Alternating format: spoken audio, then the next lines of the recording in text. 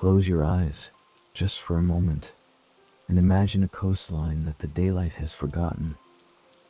Picture a place where the map ends, not with a definitive border, but with a sketchy, hesitant line and the words, "Here there be quiet." It is a shore there be quiet that does not exist under the sun's bold gaze. Its sands are not for the frantic energy of midday. Its cliffs do not echo with the shrieks of gulls hunting, and its waters are not a brash, tourist blue. No, this is a realm that waits with our man waits, with their infinite patience, for the sun to finish its work, to bow below the horizon, and for the world to be handed over, like a precious secret, to the moon and the stars. This is the secret of Ambershore. It is a village that is not so much built as summoned. It is coaxed into existence by the first true, deep shade of twilight, and it lingers only until the moment before the false dawn begins to lighten the eastern sky. It is a place woven from moonlight, anchored by tidal rhythms, and by tidal rhythm, painted with the soft, living light of the sea itself. To find it, you cannot simply walk or sail. You must listen with a sleepy heart. You must follow the pull of the full moon on your blood, the quiet craving for solace that comes not from solace that comes, not from shade, loneliness, but from a deep soulful need for gentle company and hushed wonder. You must be willing to trade the loud certainties of day for the soft mysteries of night, to believe that the most beautiful worlds are often the ones that choose to remain hidden, revealing themselves only to those whose eyes are adjusted to the subtle, and whose souls move at the pace of a deep, calming breath. Let your breathing slow now, to match the gentle lapping of a distant, unseen shore. Weight of the day. Its pressures, its noises, its sharp edges begin to soften, to blur, and then to dissolve like salt in warm water. In its place, a cool, gentle sensation begins to spread across your mind, like the first touch of evening mist on your skin. It carries the faint, clean scent of ozone, of damp sand, of seaweed drying in a cool breeze. You are not traveling by road or path, but by a quiet inward tide, letting it pull you gently away from the familiar shores of your wakefulness, towards the soft, luminous edges of a world that exists in the parentheses of the night. Can you hear it? Beneath the quiet rhythm of your own heart, there is another sound. A deep, resonant whoosh and sigh, the patient breathing of the slumbering ocean. It is the pulse of this hidden place. With every exhalation, the ocean seems to whisper an invitation, and with every inhalation, it draws you closer. The light around your mind's eye is changing. The last oranges and reds of a remembered sunset have bled away into indigo, and then into a velvety, boundless black. But this black is not empty. It is rich. It is a canvas, and now upon this canvas, a single brushstroke of silver appears, the reflection of the rising moon on a still, dark sea. That silver path is your guide. It does not shout. It glimmers. It asks for your guide. It does not shout. It glimmers. It asks for your trust, not your speed. So let us follow it, not with haste, but with a dreamer's drift. As the sounds of the world you know fade into a harmonious, distant murmur, and the salt-kissed, quiet magic of the nocturnal village of Ambershore begins to take shape around you. The silver path on the water was not a straight line.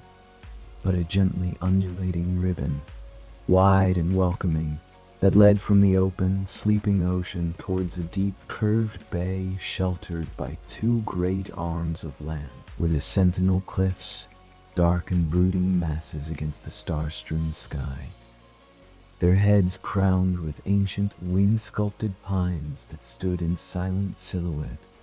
As you drift along this luminous road, the first sign that you are approaching somewhere truly different is not a light, but a sound, or rather, a softening of sound. The deep, rhythmic breath of the ocean grows hushed, as if the water itself is lowering its voice out of respect. The waves no longer crash, they spill onto sand with a long whispered shh, a sound so intrinsically soothing it feels less like something you hear and more like something you feel in your bones. The air grows noticeably softer, warmer in a way that has nothing to do with temperature and everything to do with absence. The absence of wind, of sharpness, of anything that might cause a shiver or a start. It is the still, held breath of a perfectly secluded cove. And then, as your gaze follows the moon path to where it kisses the shore, you begin to see them. Not all at once, but slowly, as your eyes adjust to the language of this gentle night. At first, they are mere specks, like fireflies caught in mist. Yellow of fireflies. They glow with a steady, cool, aquatic light. Cerulean blue, soft seafoam green, a gentle violet bioluminescence. They are scattered along the shoreline, clustering in the calm, tidal pools left by the retreating sea, and tracing the outlines of small, low buildings that seem to grow organically from the sand and rock. This is Ambershore. Awakening. The village is built in harmony with the tidal side. There are no rigid streets, but a network of smooth, shell-strewn paths that meander between the dwellings. The houses themselves are wondrous things. Their walls are made of a smooth, pearlescent material that seems to be a fusion of sea-smoothed stone, hardened sand, and millions of tiny, embedded shells that catch the moonlight and reflect it in a soft, opalescent sheen. The roofs are layered with deep, dense thatch made from a special, silvery seaweed that always remains supple and never smells of decay. Only of the clean, deep ocean. Many of the homes have no doors in the conventional sense, but rather open arches draped with curtains of hanging, bioluminescent kelp that moves lazily in a non-existent breeze, casting shifting patterns of blue and green light on the pearlescent floors within.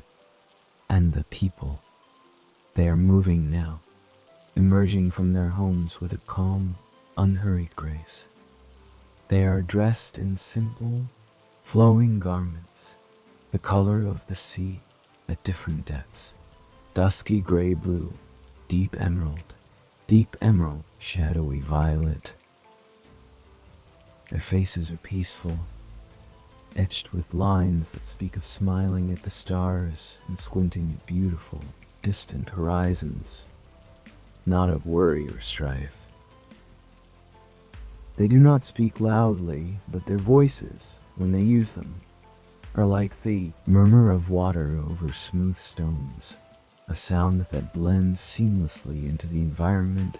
They carry with them shallow, wide bowls made of dark, glazed clay and soft, bristled brushes. This is the time of the first tide, the time for first tide, the time first tide gathering. Let us follow one of them.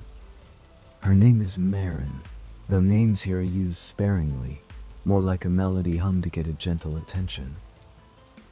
She moves down a path that is not quite sand, not quite stone, her bare feet making no sound.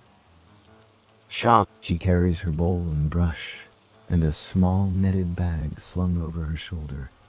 She is heading for the tidal pools that glitter like scattered sapphires and emeralds along the rocky fringe of the cove. As she reaches the first pool, she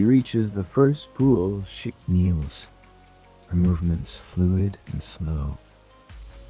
The pool is a miniature universe, tiny, translucent shrimp dart, leaving brief trails of green sparks, anemones, pulse a soft pink at their cores, and across the rocks, in velvety, damp patches grows,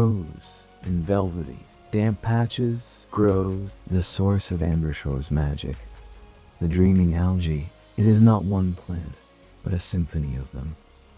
Some are like fine, glowing moss, others form gelatinous, star-shaped clusters, some drift in the water like nebulae of living light. Each variety emits its own hue and intensity. Maren dips her brush gently into the pool, not to disturb, but to collect. She coaxes a film of the cerulean algae onto her brush's soft bristles, then transfers it to her clay bowl with a practiced, careful stroke. She moves to another pool, adding a streak of luminous green, then to a deeper crevice for a touch of deep, violet blue. She is not taking much, only what the tide has offered up in abundance, and she does it with a reverence,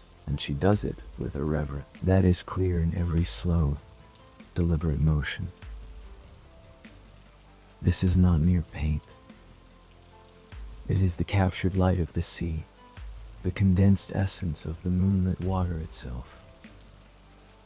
All along the shore, other villagers are engaged in the same quiet ritual, gather from the pools.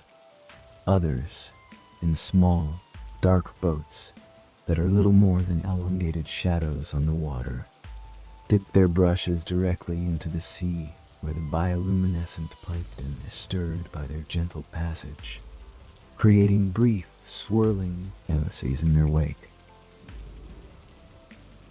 There is a profound sense of collaboration, not with each other, for they work in comfortable, solitary silence, but with the ocean, with the moon, with the very fabric of the night. They are gathering the medium with which they will write the story of their evening. Maren rises, her bowl now holding the swirling palette of living light. She walks back from the rocky fringe onto the main beach, where the sand is fine, pale silver in the moonlight, and firm silver spheres for powder silver light from the recent retreat of the tide. This vast, smooth expanse is their canvas, not just hers, but everyone's. It is a clean slate offered twice a night by the sea, a temporary, sacred space for creation that will be washed away without regret by the returning tide before dawn. She finds a space, an area of sand that feels right, and kneels again. She dips her brush, now laden with the cool, wet light of the cerulean algae. She does not plan her design in the way a daytime artist might sketch on paper. She closes her eyes for a moment, listening to the sheesh of the waves, feeling the cool sand beneath her knees, the gentle weight of the moonlight on her shoulders. Then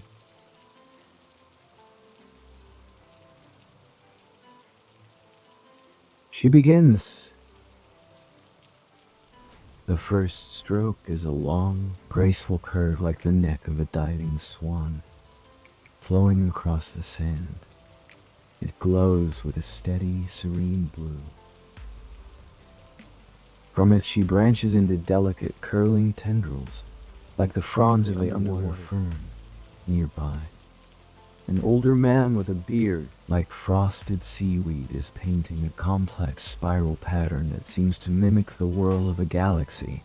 Using a blend of violet and silver-white algae he collected from a special deep-water current, a young child, guided by patient parents, guided by a patient hand, is drawing simple, glowing shapes that might be fish or stars or just joyful pulses of light. Their laughter a soft, bubbling sound. Maren continues, adding her seafoam green now, filling in the fronds of her imaginary plant, creating depth and shadow. She dots the background with tiny points of a violet blue, creating a sense of a starry depth behind her underwater scene. This is the language of Ambershore. They do not paint pictures of the world above. They paint specters of the world above, inner landscape of the night sea.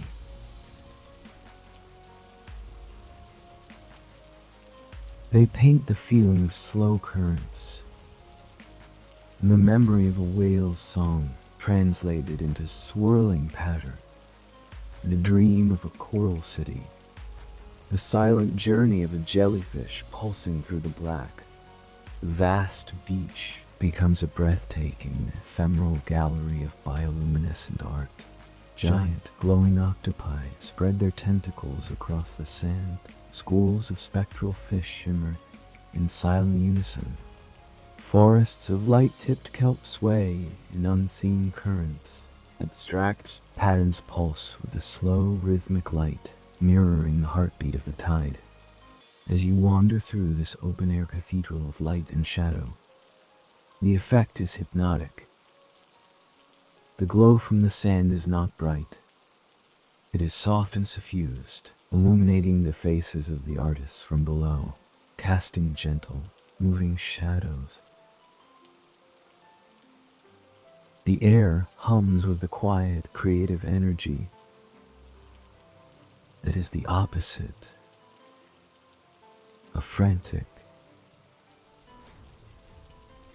It is a deep, focused calm, a meditation in motion. The only sounds are faint brushstrokes whispering on sand, the contented sighs of creators, and the eternal soothing breath of the sea after a time that has become meaningless, measured only in the completion of a spiral or the filling of a shape.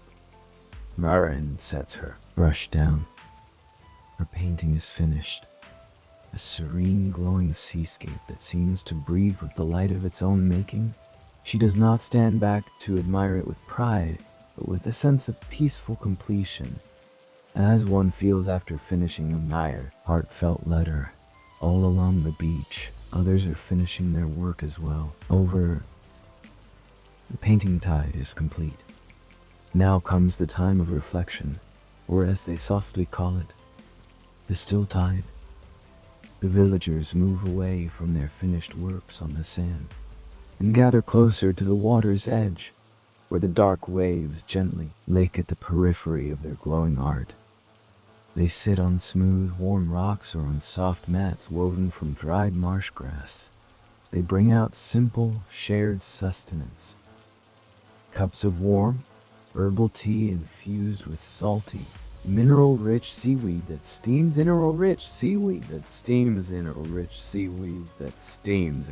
the cool air. Small, sweet berries that grow in hidden clefts of the sentinel cliffs, and flatbreads baked from a hearty gray grain that is ground by the slow turning of a water wheel, powered by a freshwater stream that trickles down the cliff face. They eat in quiet companionship, their eyes resting on the collective masterpiece spread out before them on the sand. The bioluminescent paintings glow with a steady, serene light, their colors subtly shifting as the algae slowly dries. From this vantage point, the entire beach looks like a reflection of the starry sky above, but inverted, a galaxy of liquid light underfoot.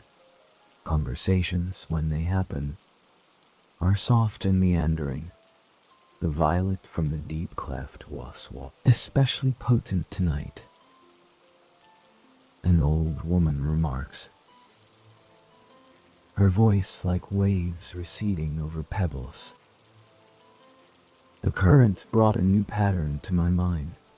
A younger man responds, gazing at his complex web of silver lines. It felt like the path of the migrating rays.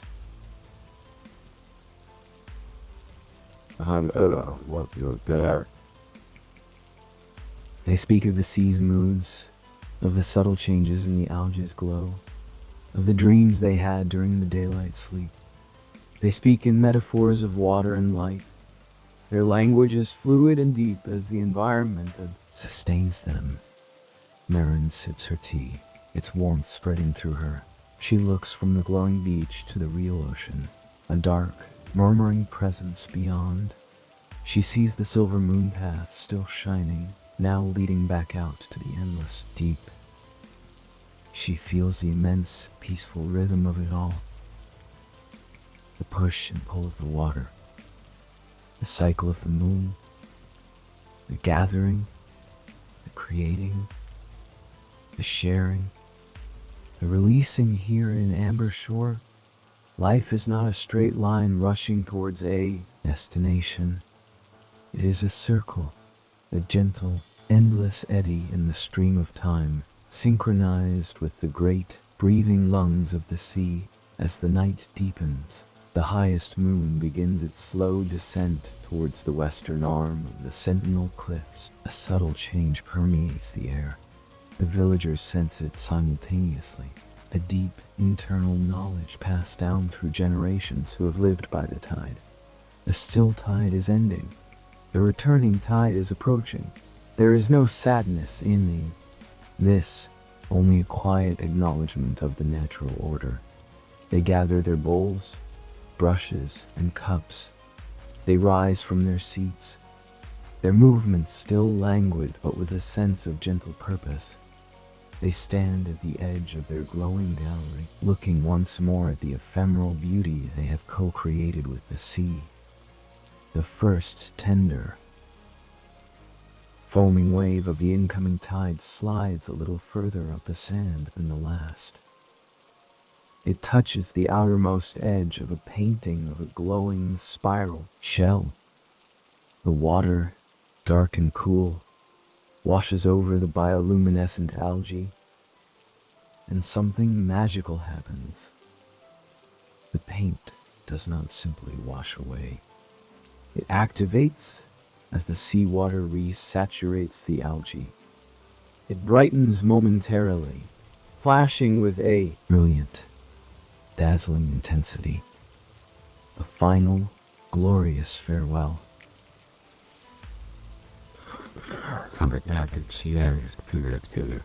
Before the water pulls it, dissolved into a million sparkling fragments, back into the ocean. The shell's spiral seems to spin in a whirl of light for a second, then is gone, returned to the sea from whence it came. Wave by gentle wave, the returning tide claims the night's work. A galaxy swirls into the foam and vanishes. A forest of kelp dissolves into a green mist that is swallowed by the dark water. Maren's seascape, the graceful curves and fronds, is met by the advancing sea. Each stroke lights up in a final, beautiful surge of blue and green, like a memory flashing brightly before being laid to rest. Before the water smooths the sand perfectly flat, erase it, all trace. The villagers watch this, not as a destruction, but as a completion. The art was never meant to last. Its beauty was in its moment, in the act of its creation, and now in its graceful return, takes the art back, recycling the light, the life, the inspiration. It is the ultimate expression of non-attachment, a nightly lesson in impermanence and trust. as the last glowing fragment is swept away, and the sand lies dark, smooth, and the sand lies dark, smooth, damp, waiting for the next low tide. The people of Ambershore turn from the shore. Their faces are serene in the fading moonlight. The village itself, the pearlescent houses with their curtains of glowing kelp, begins to soften, as if the light holding it in existence is growing sleepy. The bioluminescence in the tidal pools dims to a faint ember glow. Maren walks back along the shell path to her home. She rinses her brush and bowl in a freshwater rill that runs beside her, dwelling, watching the last traces of the night's light swirl away. She enters through the kelp curtain, which parts with a soft rustling chime. Inside, her home is a single circular room, simply furnished with a low bed piled with soft, woven blankets, a table of driftwood, and shelves holding a few precious non-living items. A perfectly spiral shell, a smooth piece of green sea glass, a feather from a night heron.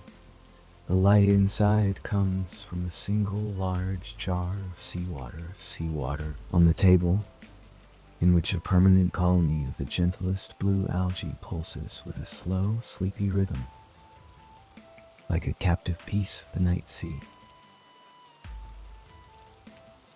She lies down, listening. The sound of the waves is closer now. As the high tide fills the cove, is a full, resonant sound, a lullaby of completion. The work of the night is done. The village has lived its purpose. As the moon finally dips behind the western cliff, casting the cove into a deeper, starlit darkness, Ambershore begins to fade. The pearlescent walls lose their sheen, becoming more like mist than stone. The kelp curtains still. The last of the glowing algae in the pools winks out. Maren closes her eyes. She is not disappearing. She and all of Ambershore are simply receding, blending back into the fabric of the night, into the dream of the ocean, into the quiet space between waves. They will rest now, as the world above wakes to the sun. They will sleep in the daylight, deep and dreamless, gathering energy not from light, but from the dark, quiet depths, waiting for the moon to pull on the tide of the world once more and gently summon them back into their soft, luminous existence. And as you listen to the rhythm of your own breathing, so like the sigh of that distant receding tide, you feel the cool sand of that hidden beach beneath your own feet. Just for a moment, you see the flash of a final, brilliant blue spiral being claimed by the water.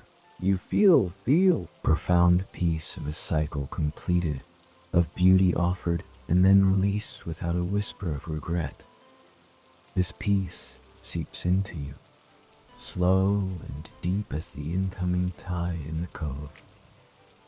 It smooths away the wrinkles of the day, washes clean the slate of the day, washes clean the slate of thought. Your mind, leaving it calm, dark, and ready for rest. The nocturnal village has shared its greatest gift with you. Not its light, but its rhythm. The eternal, gentle, trustworthy rhythm of the tide, coming in, going out, in a slow, steady rhythm of the tide, breath that has rocked continents to sleep. Let that rhythm now carry you. The moon is setting, the shore is smooth, the villagers are dreaming, and you can too. Deeper now, let the sound of the waves within you rise and fall, rise and fall, rise and fall, rise and fall, until there is no distinction between the sea and your sleep, until you are adrift on that gentle, black, star-dusted water, perfectly at peace, perfectly held, perfectly held, perfectly asleep. The silence that follows the retreat of the tide is not empty. It is a different kind of fullness. It is the fullness of a page left blank after a beautiful poem has been read aloud, holding the echo of the words in its fibers. In the soft, star-dusted darkness that now cradles the hidden cove, Ambershore sleeps. The pearlescent walls of the dwellings are now mere suggestions, faint outlines like the memory of a shell pressed into clay. The air is still and cool, carrying only the deep, resonant sigh of the ocean at high tide. A sound that seems to immense sigh of the ocean at high tide. A sound that seems to vibrate up through the very sand and rock. A lullaby played on the bones of the earth. Maren drifts in a state that is not quite dreaming, but a profound oceanic rest. Her mind is not filled with images, but with sensations. The gentle mind is not filled with images, but with sensations. The gentle weight of the water above, the slow dance of deep currents, the distant, song-like pulses of creatures that live in the eternal midnight of the abyss. She is swimming in the collective unconscious of the sea, and in this space, she is not space.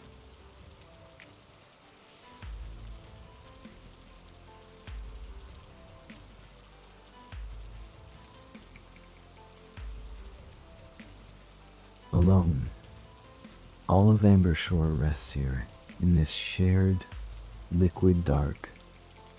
Their individual forms are dissolved, like salt in water, and they exist as a constellation of quiet presences, a school of sleeping thoughts moving in unison with the great, slow heartbeat of the world. While the village dreams in the deep, the cove itself is not devoid of life. This is the time of the small, the shy, the truly nocturnal, creatures that would never venture out under the villagers' soft bioluminescent glow now claim the darkened shore. Pale, almost translucent crabs with legs like glass needles emerge from burrows in the damp sand, scuttling in silent, sideways dances, leaving intricate, lace-like trails that will be smoothed away before dawn. In the tidal pools, now dark mirrors reflecting only the coldest stars, the nocturnal algae begins to glow. This is a different light, a faint, secretive shimmer of deep indigo, blood red, colors unseen during the villagers' gathering. It is the light of decay and deep time, of processes too slow for the moontide rhythm. The ancient pines whisper secrets to the night wind that now strokes their needles. This wind does not descend into the sheltered cove. It is respectful, keeping its distance from the slumber below. In the branches, great horned owls with eyes like polished obsidian turn their heads slowly, watching the silent drama of the dark beach. A lone fox, its fur the color of rust and shadow, pads softly along a cliff path, pausing to sniff the air that carries the rich scent of the sleeping ocean and the faint, sweet tang of the night-blooming cliff flowers that open their white, star-shaped petals. Only in this deepest dark, this is the counterpart to Ambershore's luminous creativity, a world of instinct, patience, and silent survival. It is a necessary balance. The village's beautiful, transient art is a celebration of the sea's surface light. This hidden, dark time life is a testament to its profound, mysterious depths. One cannot exist without the other.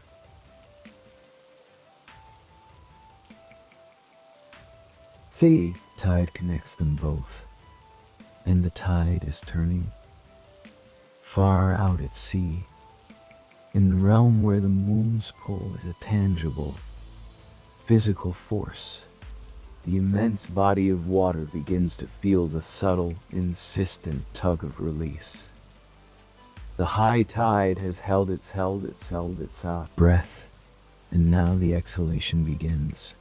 It starts as a faint sigh in the deep water channels, a shifting of colossal weight. This signal, this watery whisper, travels through the leaves. It passes the sleeping forms of giant jellyfish, their bare bells pulsating lazily in the current. It vibrates through the dense schools of silver-sided fish that hang motionless in the water column, resting. It is felt by the great gray whales sleeping upright in the water, their slow breath sending occasional plumes of mist into the starry air miles away from the hidden cove. This signal of the turning tide is the first faint alarm in the deep dream of Ambershore. It does not wake them, but it changes the quality of their rest. The sensation of swimming in deep currents gains direction. A gentle pull. The constellation of sleeping minds begins, almost imperceptibly, to drift. They are being gathered, drawn back towards the anchorage of their physical forms, called by the same cosmic rhythm that will soon pull the water back from the shore.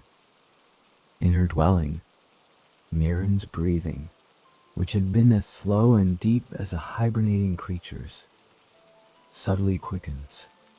Her fingers, resting on the woven blanket, twitches, resting on the woven blanket. Twitch once as if brushing against a strand of drifting seaweed in a jar on her table. The captive colony of blue algae, which had pulsed with a languid, slow-motion rhythm, now brightens slightly. Its light beats a little faster, a silent, liquid metronome sensing the change in the world's pressure. Down on the dark beach, the first change is audible. The deep, full whoosh and crash of the high tide waves begins to lessen. The sound becomes more complex. Crash, followed by a longer, drawn-out hiss of retreat. The water is loosening its embrace of the land, inch by slow inch. The boundary between sea and sand is moving. The pale, nocturnal crabs sense it immediately, their delicate antennae quivering. Frantic, silent scavenging takes on a new urgency. The returning water is a threat to their delicate glass-like limbs, and they begin to retreat, vanishing into their sandy burrows as smoothly as drops of mercury. The faint, red and indigo glow of the nocturnal algae in the pools begins to dim, as if retreating into the rock itself before the onslaught of the moonlit tide. The hidden world is finishing its shift, yielding the stage once more. Now, the pull grows stronger. The pull grows stronger. Invisible now below the horizon, but its influence undiminished, is a silent puppeteer. The water in the cove is sliding back, draining from the rocky fringes, uncovering more and more of the smooth, wet sand. The sound is a constant, soothing shush, a lullaby in reverse. This is the signal that truly stirs Ambershore. Maren's eyes open.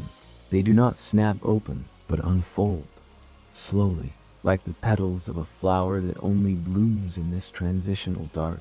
There is no disorientation, no groggy confusion. There is only a smooth, seamless transition from the deep oceanic dreaming to a state of serene, moonlit wakefulness. She lies still for a moment, listening. She does not hear the individual waves, but the pattern, the music of it. She can tell from the length of the retreating hiss, the pitch of the next incoming surge, exactly where the tide is in its cycle. It is nearly time. She sits up, her movements fluid and silent. The blue light in the jar is her only illumination, painting her face with soft, moving shadows. She rises and steps to the archway, pushing aside the curtain of kelp, which now feels cooler, damp with the night's condensation. The air outside is fresh and cool. Washed is fresh and cool. Washed clean. The sky is still dark, but it is a different dark than before. The deep, true black is softening at its eastern edges, not with dawn, but with the first hint of the moon's intention to return. The stars are fiercely bright. Sharp diamond, the stars are fiercely bright. Sharp diamond points in the velvet. She sees other figures emerging from their homes, shadows detaching themselves from deeper shadows. No words are exchanged. None are needed. They share a glance, a slow nod that speaks volumes in the silent language of the tide. They collect their familiar tools, the clay bowls, the soft brushes, the netted bags. There's a quiet, focused energy among them now, different from the meditative calm of the painting time. This is the energy of anticipation, for readiness. This is the gathering tide, but it carries a new nuance, the eagerness of reunion. They move down the paths, not to the main beach, but back towards the rocky fringe where the tidal pools are being revealed anew by the retreating, sea. This is a different kind of gathering. The pools they approach now are not the calm, isolated worlds of the early night. These are dynamic, flushing with the retreating water being refilled with fresh, cold, oxygen-rich seawater from the open ocean. The algae here is different. It has been stirred, energized, fed by the movement. It glows more brightly, more vigorously. The colors are sharper, more electric. Maren kneels by a pool that is a whirl of activity. The water, draining through a narrow channel back to the sea, is swirling, and in its vortex, the bioluminescent algae is concentrated into a brilliant, swirling galaxy of green and blue. She dips her brush, and the light clings to it eagerly, almost clings to it eagerly, jumping onto the bristles. The glow is so bright it illuminates the underside of her wrist, showing the delicate tracery of veins like branches of a dark tree against a luminous sky. She feels a thrill, a pure, childlike joy at the intensity of it. This is the sea's gift, renewed and potent, all along the rocky shore. The villagers are harvesting this energized light. They move with a gentle swiftness, knowing the window is perfect but brief. They gather not just the familiar blues and greens, but rarer hues. Flashes of gold from a particular plankton only stirred up by the strong outgoing current.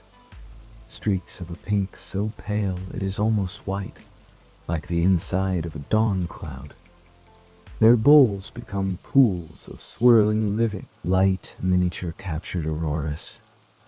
As they work, the moon finally breaches the eastern horizon. It is not the full, triumphant orb of the high night, but a waning crescent, a slender, graceful curve of silver like a smile in the sky. Light is weaker, more delicate, but in some ways more profound. It does not blaze a path on the water, but instead lays a faint, shimmering silver sheen across everything, a ghost of its former self.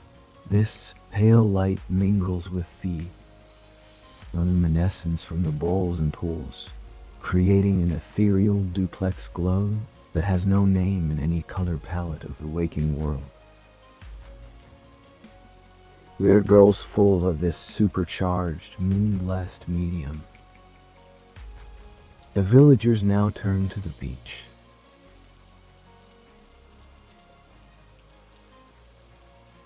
The low tide has retreated far, leaving an expanse of sand wider and smoother than before, damp and firm and perfect. It is a fresh canvas, even larger than the last. But they do not immediately begin to paint. They stand at the edge of the sand, a silent, expectant line. They are waiting. This is a moment of communion. They hold their bowls of light. They feel the cool, damp sand under their feet. They watch the thin silver of the crescent moon, and they listen to the new sound of the low tide, a softer, more spacious sound, with longer pauses between the gentle surges of water. They are aligning themselves, absorbing the specific quality of this particular turning of the world. Then, as if by an unspoken signal, they move. They do not rush to claim a spot, but walk with purpose onto the vast, dark canvas. This time, there is a different intention. The paintings from the first tide were inward-looking, meditative seascapes. Now, under the fragile light of seascapes, now waning crescent, the art takes on a new character. Maren finds her place and kneels. She dips her brush, loaded with the vibrant swirled colors. She does not paint a scene from the deep. Instead, she begins to paint the sky with broad, sweeping strokes of the deepest violet blue. She creates a night sky on the sand. Then, with the pinpoint tip of her brush dipped in golden plankton, she begins to dot in constellations. Not the real ones, but constellations of her own, dreaming. The spiral of contentment, the net of gentle thoughts, the swan of letting go. She connects them with fine lines of the pale dawn pink algae, creating a celestial map of peace around her. Others are engaged in similar celestial or abstract work.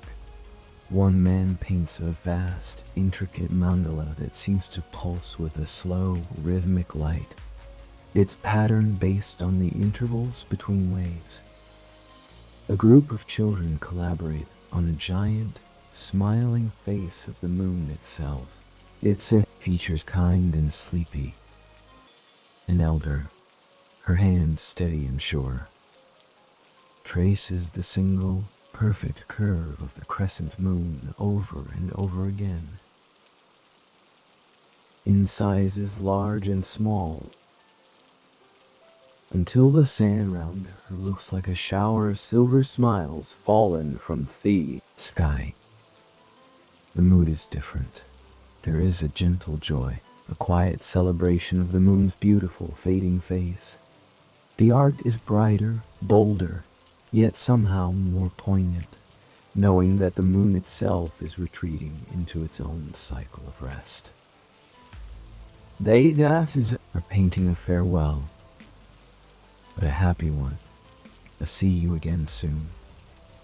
As they paint, the night begins its final, slow transition.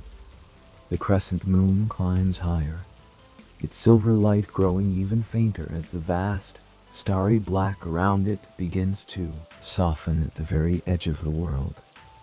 Not with the gold of sun, but with a first cold, gray hint of nautical dawn.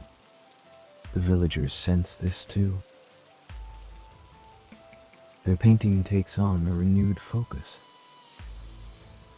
They are racing not against each other, but against each other, but against each other. The gentle, inevitable brightening of the sky.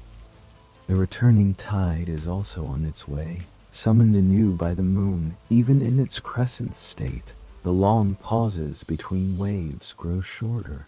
The hiss of the surf grows closer. The time for creation is drawing to a close. Maren puts a final dot of gold in the eye of her swan of letting go. She sits back on her heels. The beach is once again a breathtaking tapestry of light. But this light feels different, more brilliant, more hopeful, yet tinged with the sweet sorrow of ephemerality. She looks at her sky on the sand, and for a moment she feels she could fall up into it, into that peaceful, star-dusted realm of her own creation. Touches the farthest edge of the beach. It slides over a painting of a silver starfish, which glows with a sudden fierce intensity before dissolving. The cycle is beginning again. One by one, the villagers stop. They lay down their brushes. They gather their now empty bowls. They stand and watch as the sea, patient and inexorable, begins to reclaim its territory. The art disappears in a reverse order of its creation. From the seaward edge inward, galaxies of light are swallowed by the advancing foam. Mandalus melt into swirling colors that are quickly diluted into nothing. The smiling moon faces are washed away with what looks like a gleeful splash. Maren watches as the water approaches her celestial sky. The wave washes as the water approaches her celestial sky over the constellation of the spiral of contentment, and the stars flare and die. Then the net of gentle thoughts vanishes. Finally, the water reaches the swan of letting go. Its graceful neck lights up in a final, brilliant arc of gold and blue. And then it is gone. Released. She feels no loss, only a deep, quiet gratitude. Beauty was in the making, in the sharing with the night, and now in the returning. The sea has taken their offering of light and will carry it out into the deep, where perhaps it will nourish some other dream. The gray light in the east is strengthening. The stars are fading. The crescent moon looks pale and tired, ready for its rest. The people of Ambershore turn their backs to the now dark, wet sand. They walk up the beach, their footprints the only marks left behind, and even those are shallow and quickly fading. As they reach their homes, the village itself is beginning to fade. The pearlescent walls are transparent as mist. The kelp curtains hang still and faint. The last of the glowing algae in the jars within the homes pulses its slow, sleepy rhythm. Maren enters her dwelling. She does not lie down, but sits on the edge of her bed, listening. The sound of the edge of her bed, listening, waves is full again. The high tide returning to fill the cove and cover all traces. The world is washing itself clean for the day. She looks out through the fading archway. The sky is now a soft, cool gray. The moon is a ghostly fingerprint. Ambershore is becoming insubstantial, a memory woven into the morning mist rising from the water. Maren closes her eyes. Not to sleep, but to dissolve. She feels herself becoming lighter, less distinct, blending back into the quiet of the cove, into the salt smell of the air, into the very concept of tide and moonlight. She is not disappearing. She is returning to the source, to the deep, restful place where Ambershore waits between existences, and as the first true, golden ray of the sun finally crests the sentinel cliffs, it finds only an empty, beautiful, utterly ordinary cove. The sand is smooth and blank. The rocks are just rocks, The pools hold only clear water and scuttling crabs. There is no sign of the pearlescent village, the glowing art, the quiet people. It is just a lonely, lovely stretch of coast, asleep in the morning light. But if you were to stand there at the edge of the water, as the sun warms your skin, and close your skin, and close your skin eyes, and listen past the gulls and the wind, you might hear it. Beneath the day's noises, a deeper, slower rhythm, the in-breath and out-breath of the sea.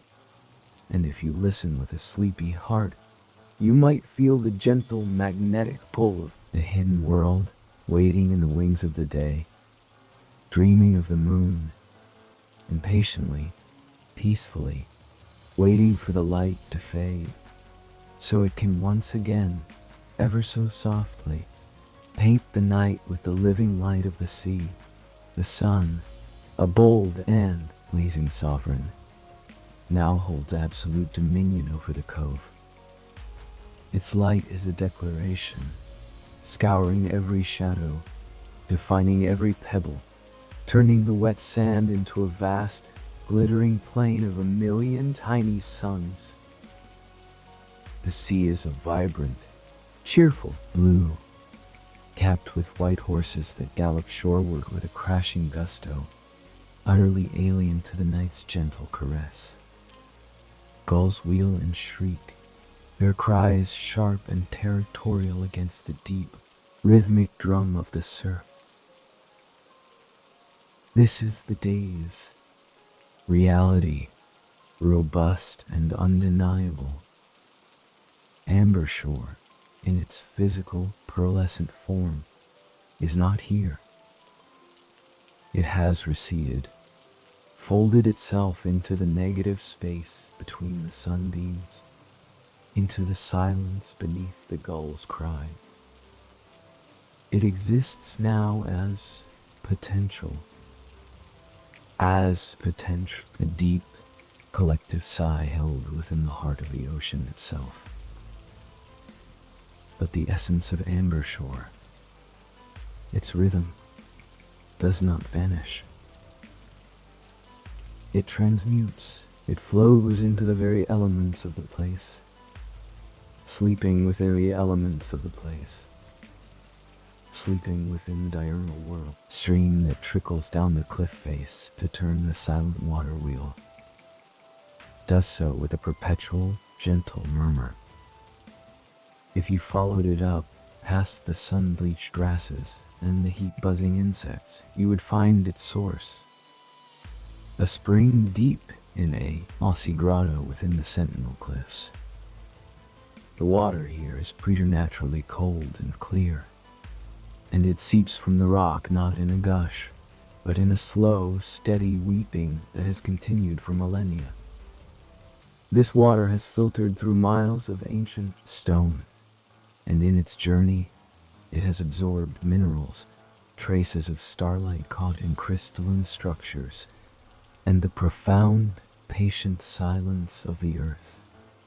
This is the blood of Ambershore, the constant hidden pulse that persists even when the village is not manifest.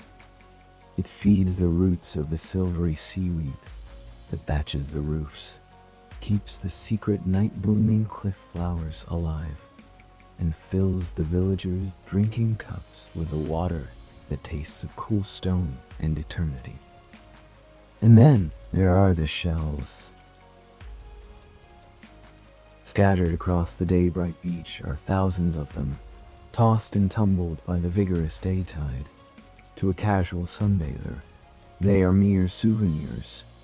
But to an eye that knows how to see, or rather to a heart that knows how to feel, they are more. They are memories solidified. That perfect, spiral whelk, its interior gleaming with a mother-of-pearl sheen, that is the memory of Maren's painting of the spiral of contentment. Given a permanent mineral form, The fragment of a sand dollar, with its 5-pointed star pattern etched by nature, that is a piece of a painted constellation, fallen to earth. Smooth, gray stone with a single perfect hole worn through its center by endless tide. That is the eye of the swan of letting go, a lens through which one might glimpse the other side. The villagers, in their nightly creations, are not just painting with light.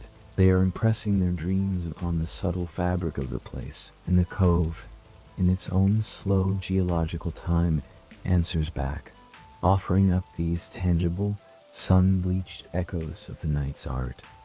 The creatures of the day, too, play their part in the hidden symphony. The gulls that seem so raucous are, their own way guardians. They nest on the sheer faces of the sentinel cliffs, in crevices that overlook the cove. Their fierce, sharp-eyed watchfulness during the day is a protective veil. They scream at intruders, whether human wanderers or curious eagles, their chaos forming a perfect camouflage for the profound quiet that lies beneath. The crabs that now scuttle sideways in the blazing sun are different from their pale nocturnal cousins. These are armored in russet and olive, tough and resilient.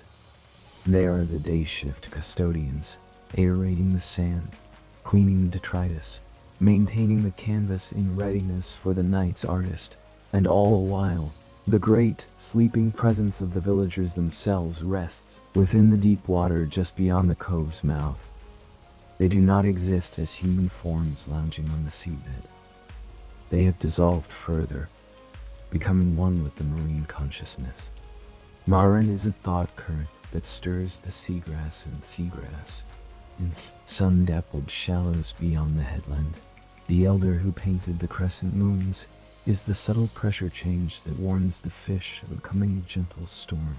The laughing children are the playful, dappled light that dances on the sandy bottom. They are dispersed, but connected, a neural network of peaceful intent woven through the cool green water, dreaming the long, slow dream of the ocean under the sun.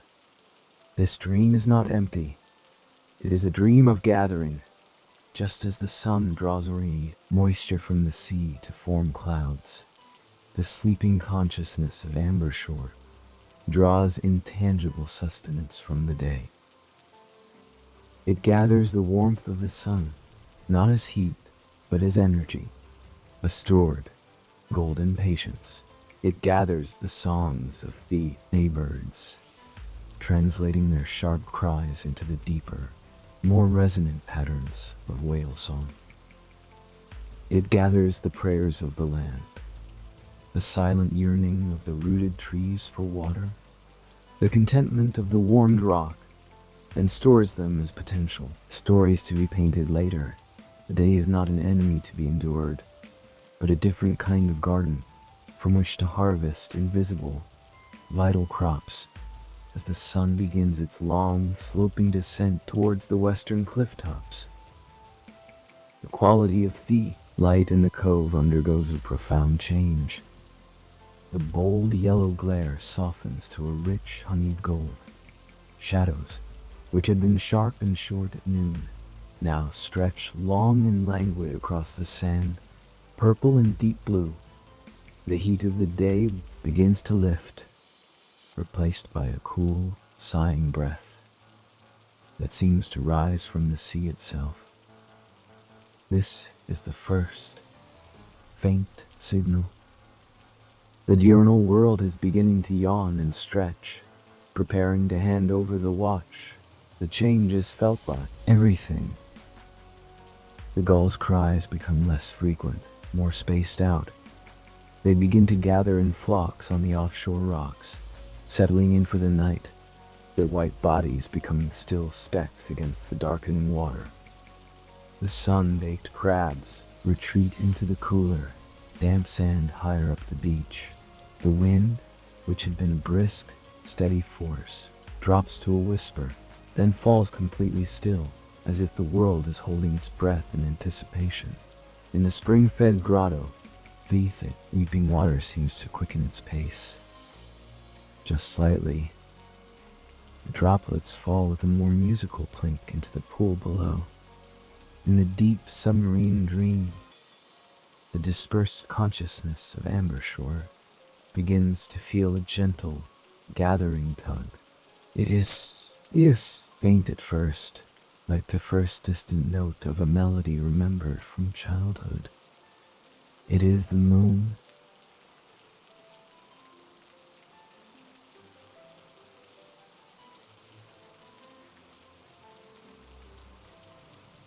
It is the moon, still invisible below the horizon, tuning its instrument. The thought currents begin to swirl, the seabed starts to coalesce. The deep, collective dream is moving towards a shared point on the compass, home, down on the beach, as the gold deepens into orange, and then a fiery red that sets the whole western sky aflame. A remarkable and quiet miracle occurs. It is so subtle that if you were blinking, you would miss it. The wet sand at the very edge of the water, where the last waves of the ebbing daytide are retreating, begins to glow, not with the vibrant bioluminescence of the night, but with a faint, earthier luminescence. It is the color of a dying ember, of warmed amber, of liquid gold seen through thick glass. This is the source of the village's name, Ambershore. For this one fleeting moment each day, the land itself seems to remember the light it will later host, and offers a preview. A soft, silent promise written in the language of minerals and decayed organic matter stirred by the sunset's magic. It lasts only for the duration of the sunset. And as the last sliver of sun vanishes, the amber glow fades, absorbed back into the gathering twilight. Now,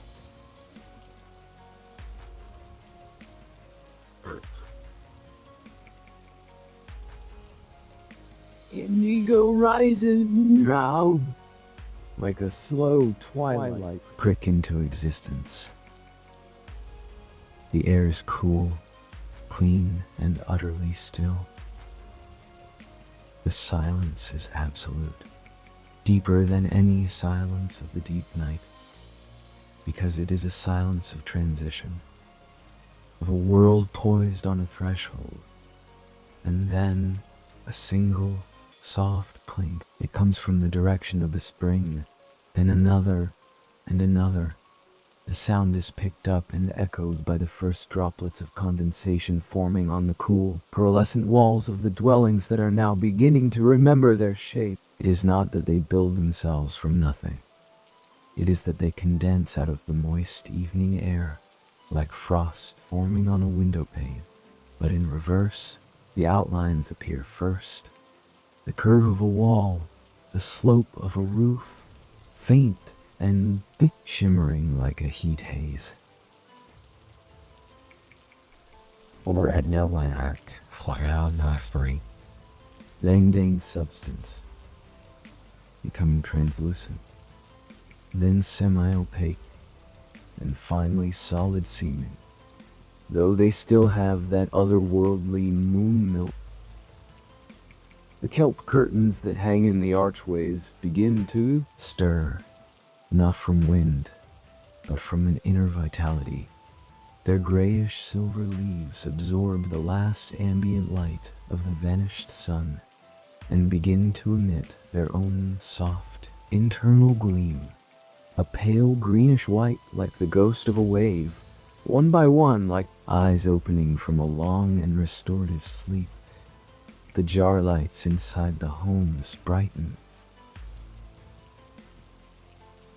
The colonies of blue algae within them, having gathered energy all day from the indirect light filtering into their secluded nooks, now pulse with a strong, steady rhythm, casting soft, moving aquamarine shadows on the walls.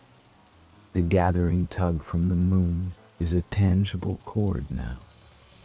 Out in the bay, the water, which had been a dark, restless sheet, suddenly smooths. A path does not yet appear, for the moon has not risen, but the water seems to calm in anticipation, becoming a perfect black mirror. On the newly formed shell path before her dwelling, Maren materializes. She does not step out. She simply is there, as if she does not step out. She simply is there, as if she has been standing there all along, and the day was just a brief forgetting. She takes a deep, slow breath, filling her lungs with the twilight air. It tastes different than the dream air of the deep sea. It tastes of damp sand, of impending dew, of possibility. She looks down at her hands, turning them over. They are solid, real, capable of holding a brush, of feeling the cool grit of sand. A small, serene smile touches her lips. The dissolution is complete. The return is here.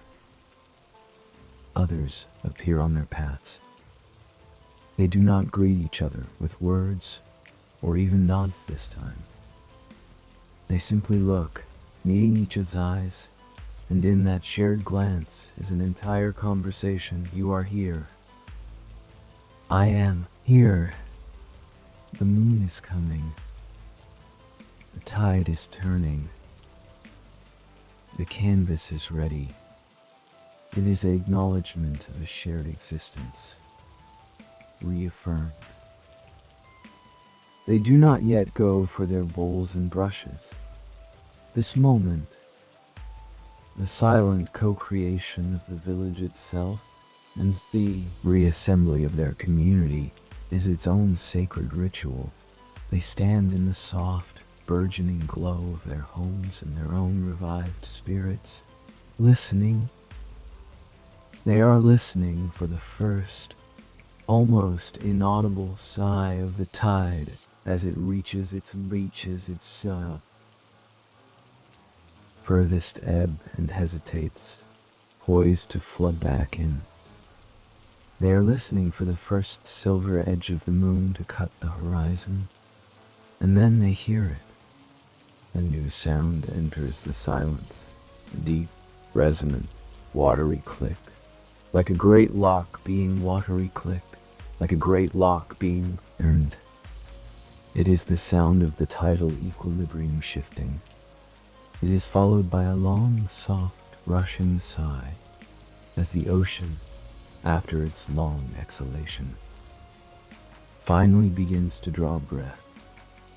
As one, they turn their faces to the eastern horizon. They turn their faces to the eastern horizon, over the sea.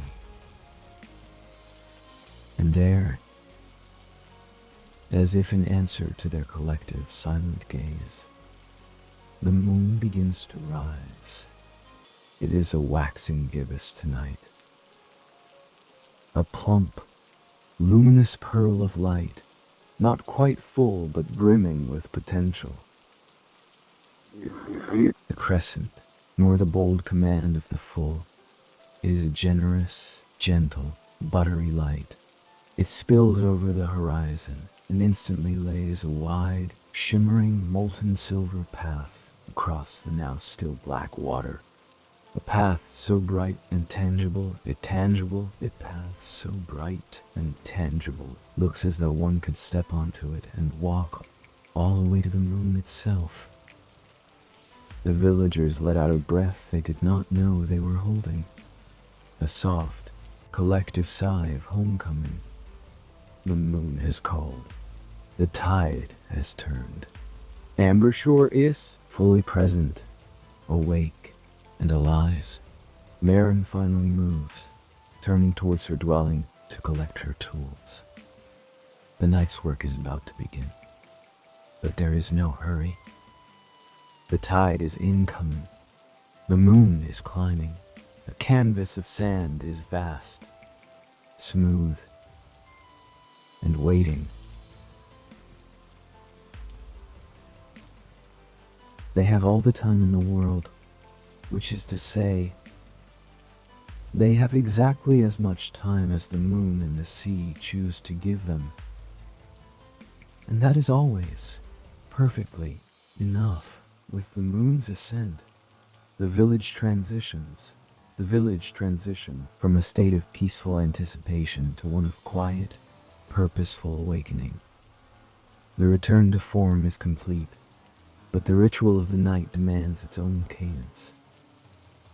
Maren steps back inside her dwelling, the kelp curtain brushing her shoulder with a cool, damp chime. The interior is exactly as she left it, or rather, as it remembered itself to be. The blue light in the jar pulses warmly, welcoming her back to its particular corner of existence. She collects her tools from their shelf. Dark clay bowl, its interior already holding a faint, memory-like scent of salt and algae. The soft, bristled brush, its handle worn smooth by generations of her family's touch. And the netted bag, light and empty, ready to be filled. As she steps back out into the luminous night, she sees the other villagers moving with the same unhurried certainty. They are not converging on the beach, but dispersing along the rocky fringes of the cove, each drawn to their own familiar secret spots. The gathering tide is beginning, but tonight, under the generous gibbous moon, it feels less like a collection and more like a reunion with old friends. Maren's path takes her north, along a narrow, winding trail that climbs a little way up the base of the eastern Sentinel Cliff here. A series of deep, sheltered tidal pools are fed not just by the sea, but by a constant, trickling seep of fresh water from the cliff itself. This mingling of salt and fresh creates a unique environment where a special, slow-growing algae thrives. It does not glow with the bright electric colors of the open shore pools. Instead, it emits a soft, steady, pearlescent white light, the color of moonlight itself condensed into a living film.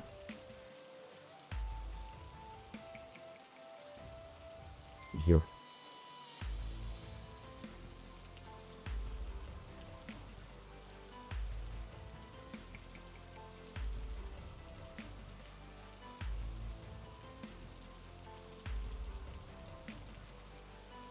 The engine.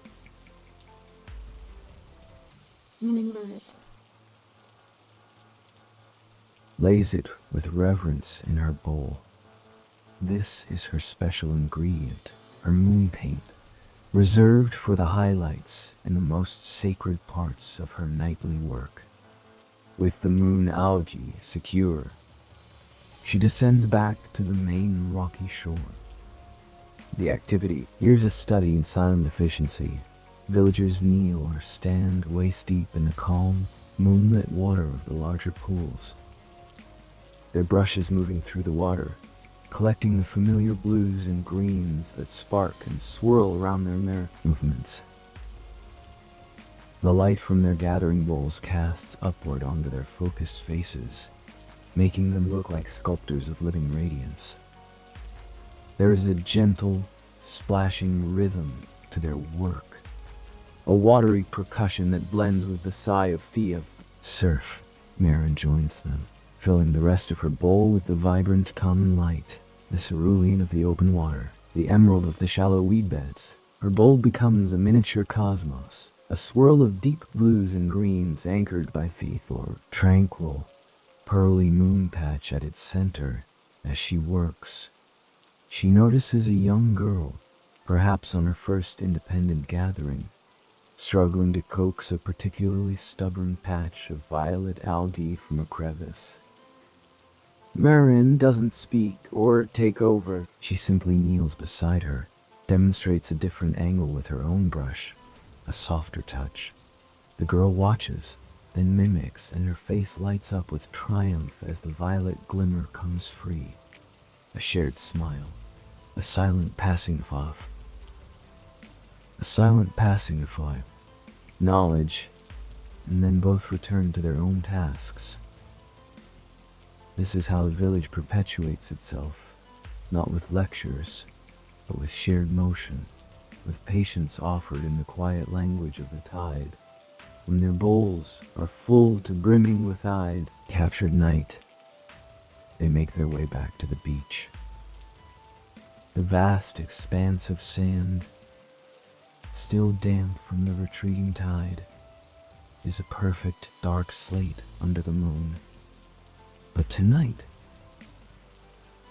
something is different. Particular quality of the recent dreams the villagers brought back from the deep. There is a collective, unspoken sense that the art should not remain separate. Individual visions scattered across the sand tonight.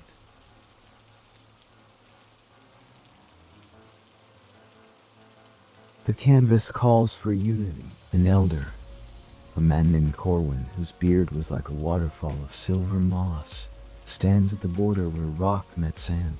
He does not kneel to claim a spot. Instead, he raises his brush, laden with a deep indigo blue, and makes a single, long, sweeping stroke from left to right along the sand. A foundational line that curves gently like the horizon seen from a great height. It is not a closed shape, but an invitation. Another villager, seeing this, moves forward. She adds toward the end of the line, branching it into two graceful arcs, like the beginnings of a great flowing shape. A third joins, connecting another stroke from a different angle.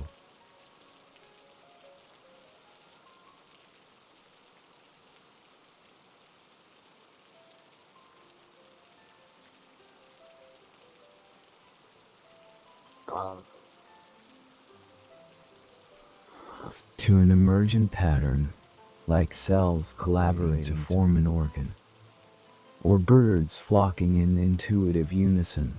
One by one, the villagers approach the growing design on the sand.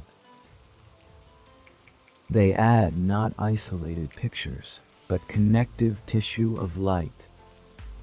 A curve of green here suggests a rolling hill.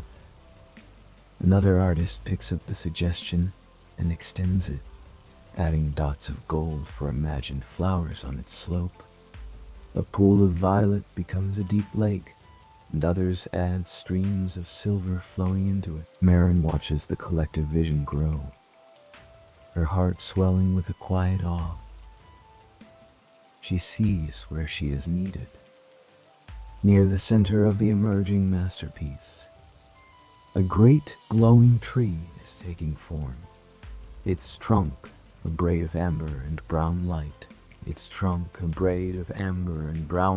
Branches reaching out with filaments of green. But its highest branches, the ones that would touch the moonlit sky of the painting, were still dark. This was her place. She steps forward, bowl in hand, dipping her brush into the precious, pearlescent moon algae. She begins to paint the leaves at the very top of the tree.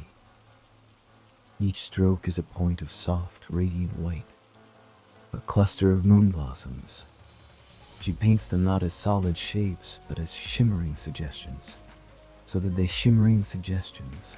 so that they seem to flicker with an inner light. Then, from these highest branches, she paints drifting, slowly falling specks of the same white light, like gentle snow or descending spores of dream dust, drifting down to bless the landscape below. Her addition completes something. The painting is no longer a collection of parts, but a whole, breathing entity. It is a luminous map of a peaceful, impossible land. A valley with a quiet river, forested hills, a celestial tree, and in the distance, mountains that glowed with the faint, blue promise of twilight. It is a landscape born of 100 sleeping minds now dreaming together, awake. The villagers step back, forming a wide circle around their shared creation. The glow from my shared creation. The sand illuminates them from below, casting long dancing shadows up their bodies and onto the rocks behind them. In this moment, they are not just individuals. They are a nervous system of a single beautiful thought. Contemplation for a long time, longer than usual. Painting is so complete, so harmonious. It feels like a place they could all step into and live within. The rhythmic breath of the sea seems to sync with the pulsing light of the rivers and streams in their art.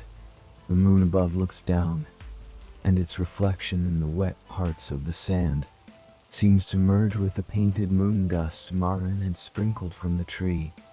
But the tide, as ever, is the true conductor of their symphony.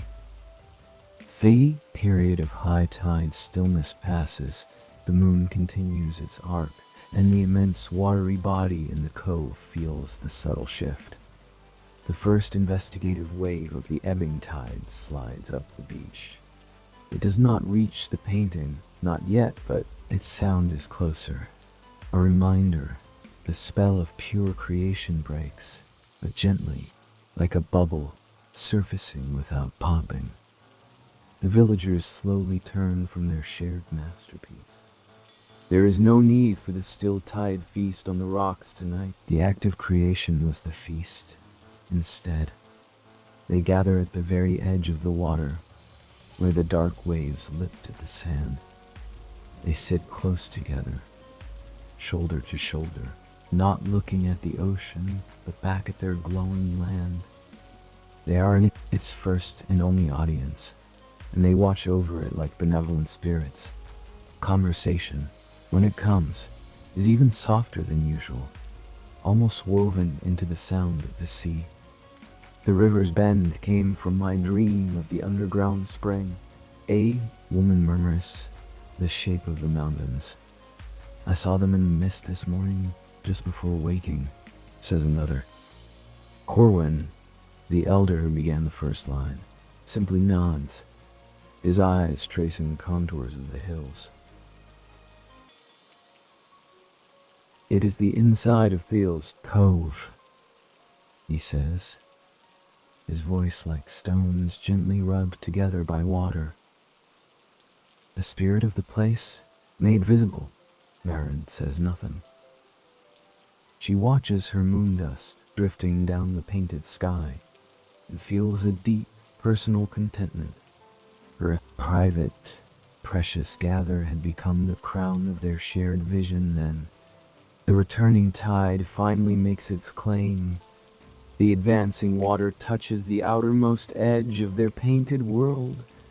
The foothills of the glowing mountains, the indigo and violet pigments flash with a sudden vivid intensity, as if the mountains were giving one final, brilliant echo of their formation, before the water dissolved them into a swirl of color that was quickly drawn back into the sea. Collective, soft intake of breath from the villagers, not of grief, but of awe at the beauty of the dissolution.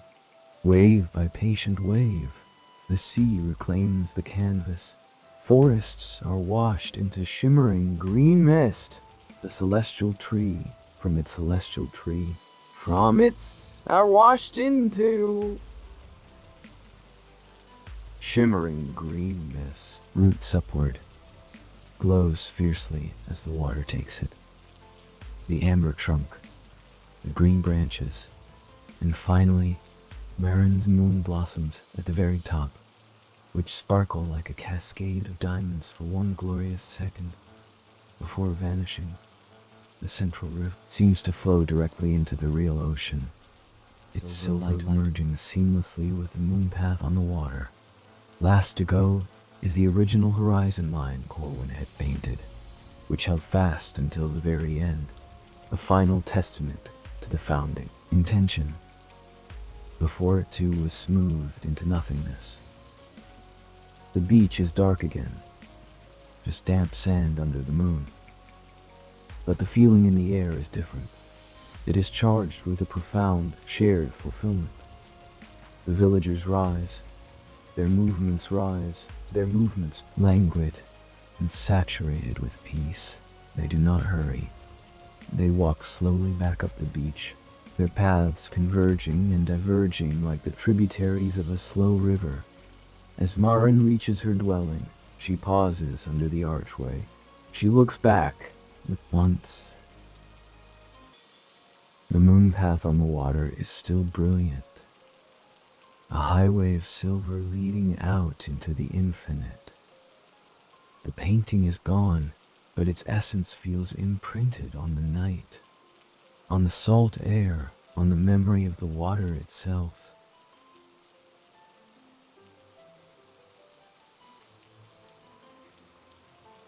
She knows that tomorrow, when the sun bakes the sand, a child might find a shell with a pattern eerily reminiscent of a glowing leaf, or a stone with a vein of quartz that shines like a frozen stream of their painted river.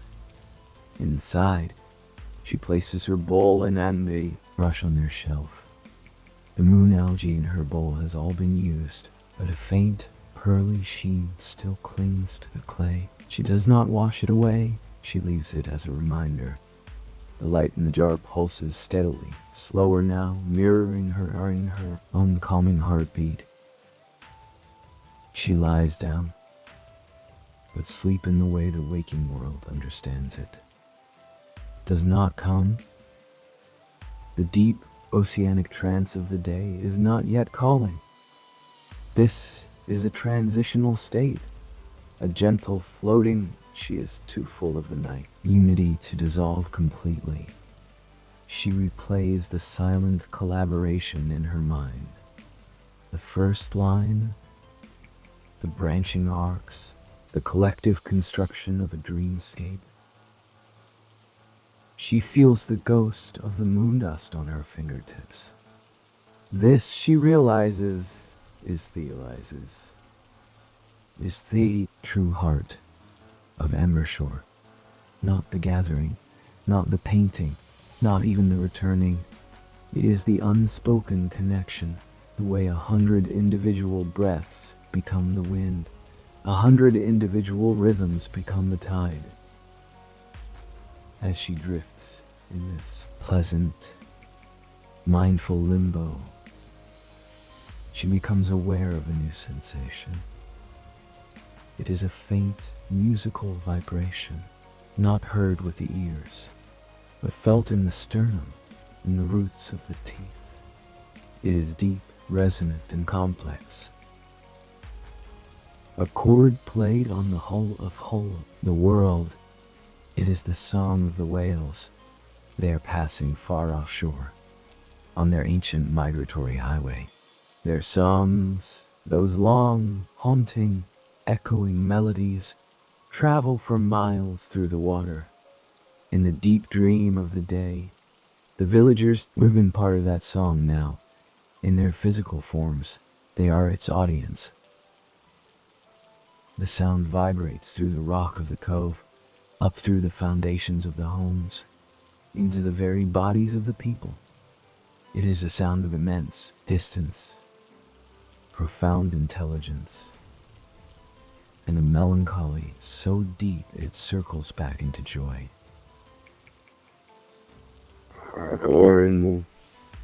Maren lets the vibration wash through her.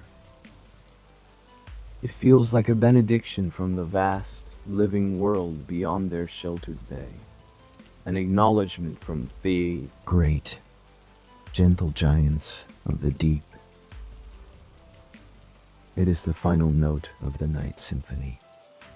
A deep, low, shallow tone that holds until it fades into the fabric of silence. Only then, with the whale song echoing in her bones and memory of the shared painting glowing softly behind her eyes, does Maren feel the gentle tug towards dissolution begin. The moon is descending. The energy of manifestation is spent. The call of the deep, collective dream as a soft, irresistible lullaby begins to soften at the edges. The solid feeling in her hands and feet gently blurs. The sound of the waves outside becomes not something she hears, but something she is. The blue light in the jar seems to stretch and melt, flowing out to meet moonlight streaming through the kelp curtain.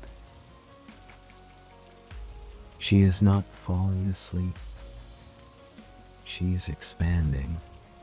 She is flowing back into the stream from the spring, joining the other droplets of consciousness that are the villagers. She is becoming once more part of the thought current in the seagrass, part of the pressure change in the deep water, part of the dappled light on the ocean floor. As the first faint hint of gray lightens the eastern sky, not dawn yet, but the promise of it, Ambershore condenses back into potential. The pearlescent walls lose their solidity, becoming mist, then memory. The kelp curtains hang still, their light extinguished. The shell paths are just patterns in the sand, soon to be walked by gulls. The cove is empty, beautiful, silent but for the surf. The great shared painting exists now, only as a story told in the language of fading vibration and salted air, and Maren, along with all the others, is a dreaming word in that story. Swimming deep word in that story. Swimming deep in the peaceful dark water of the world's wrist, already gathering the unseen materials for the next moonlit night when the tide would turn and the silent call would come again to step onto the damp, blank sand and, together, paint the dream of home. The silence after the whale's song was a different creature than the silence before it. The deep, resonant vibration had plucked the very air and water of the cove like a string, and now the silence hummed with the aftermath, a subaudible echo that seemed to soften the edges of the world.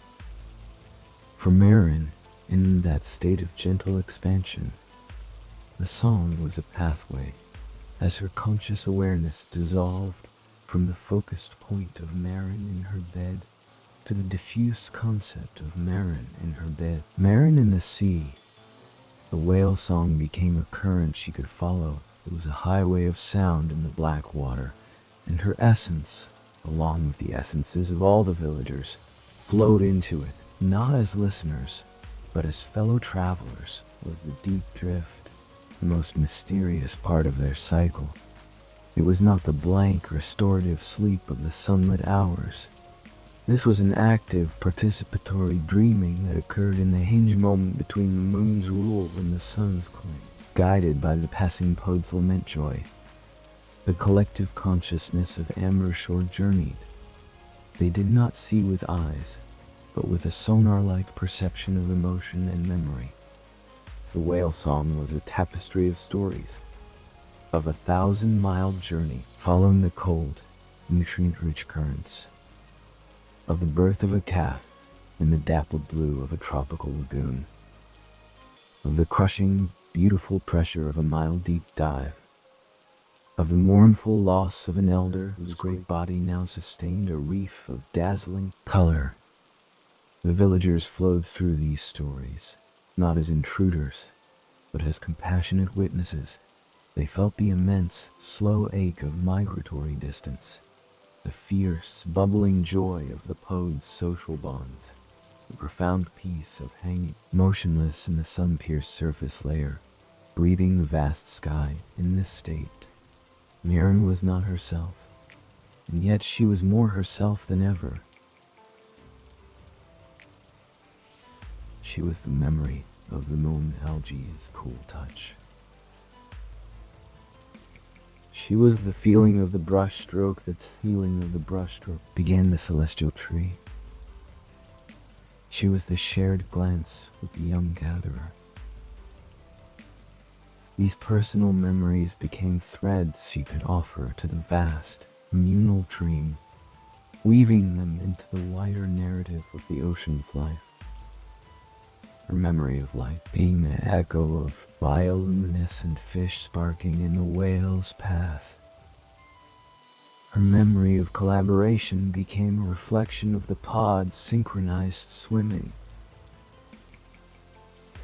It was an exchange. It was an exchange, yeah, you.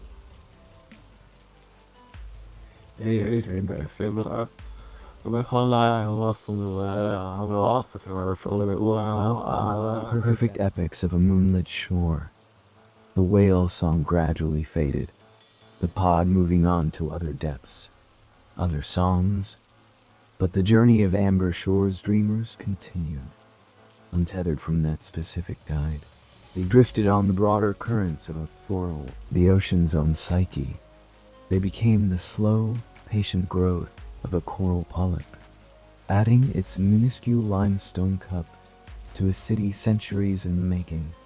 They were the frantic, glorious bloom of plankton, a sudden green galaxy erupting in the sea to feed billions. They were the silent, sinking snow of dead things and distant dust, falling forever into the tranquil, cold abyss where time itself seemed to slow and stop. This was where the village renewed its most profound connection. They was young, where the village renewed its most profound, touched the ancientness off the sea. They felt the memory of a time when the sentinel cliffs were mere sediment on a vast, lifeless ocean floor. They sensed the ghost impressions of creatures long extinct, their forms etched into the collective, unconscious of the water. This deep-time dreaming was the source of the village's profound peace. It put their own tiny, nightly existence into perspective. Their paintings were ephemeral. Their village was ephemeral. Even the cliffs were ephemeral on this scale. There was no room for anxiety or hurry when you had, just moments before, remembered being a continent adrift. As this deep drift reached its peak, a new sensation began to permeate the diffuse consciousness. It was a faint, familiar pulling, not the strong, directional tug of the moon on the tide, but a softer, more centripetal force. It was a unique mineral signature of the spring water in the grotto. The particular pattern of it, the shell paths. The collective memory of the paintings left on the sand. It was the psychic gravity of place. Ambershore was calling its components home.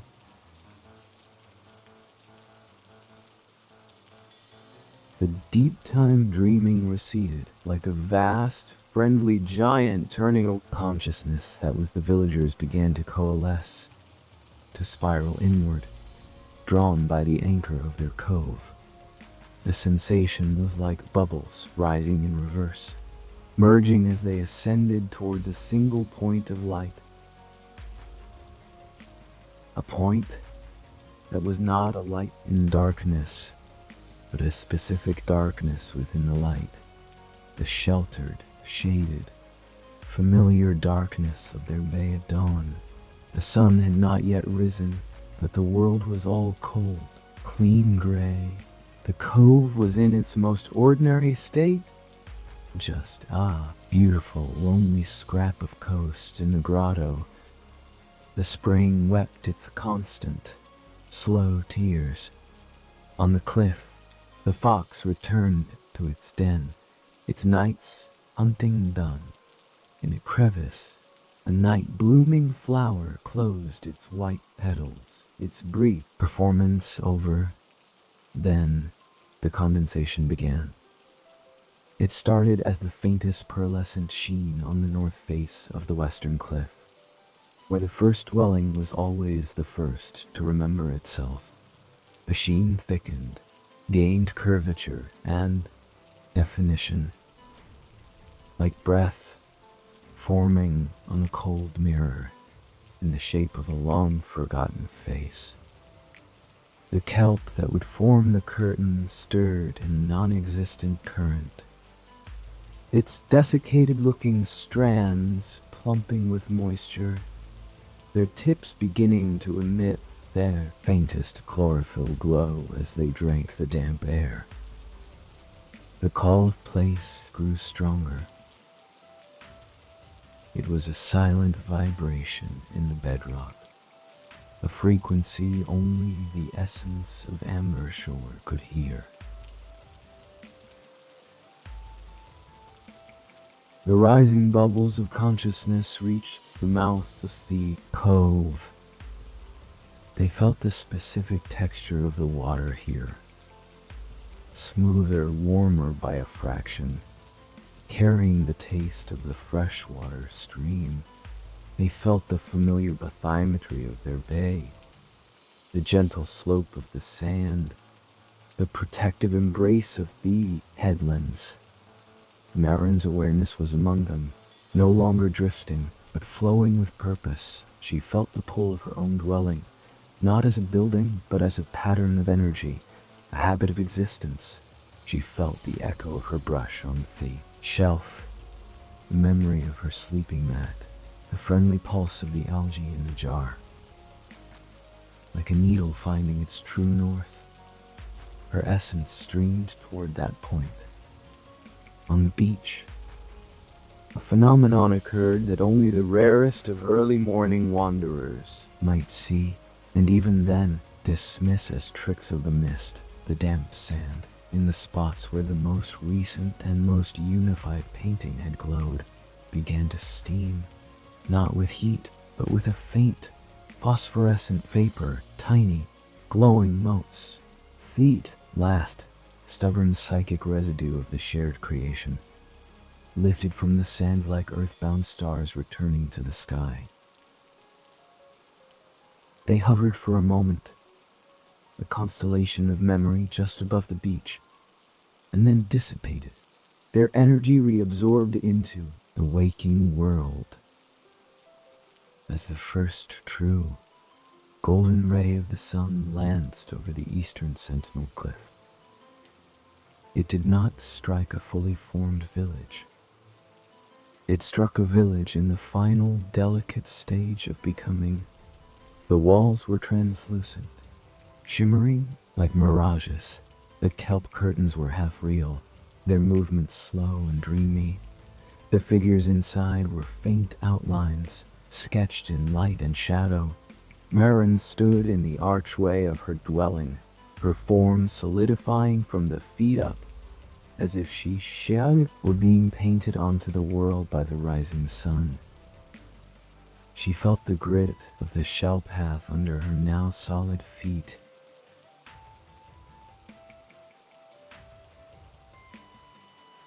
She felt the cool, damp weight of her robe. She raised a hand, watching as the sunlight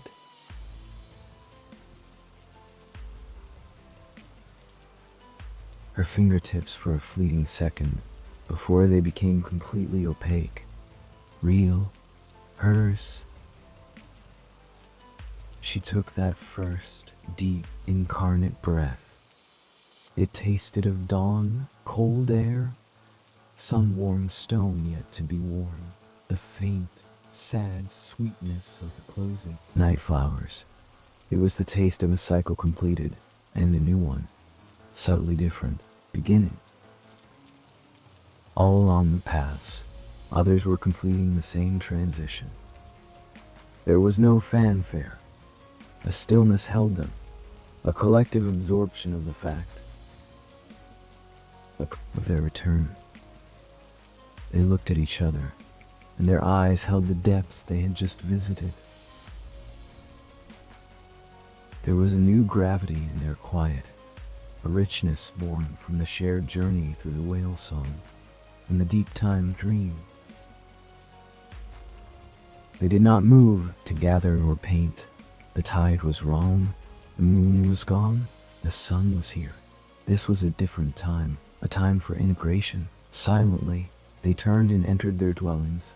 The kelp curtains felt closed behind them with a soft, final closed behind them with a soft shush inside. Maren did not go to her bed. She went to the small table. The jar of algae pulsed its blue rhythm, slower now, conserving energy for the long day ahead. Beside it lay a few objects. The spiral shell, the sea glass, the herons, the sea glass, the heron's feather. She picked up the feather.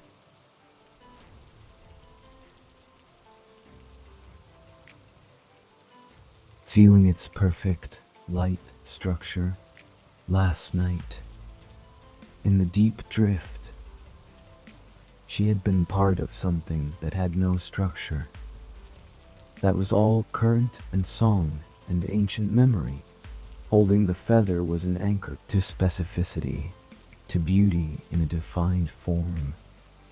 This was the quiet purpose of the sunlit hours within the village itself. It was a time for contemplation of the tangible relics of their intangible existence. The time to feel the contrast between the boundless ocean of a dream, finite, perfect curve of a shell. This contrast was not a conflict. It was a harmony. The infinite needed the finite to be appreciated. The dream needed the object to be remembered. She sat for a long time.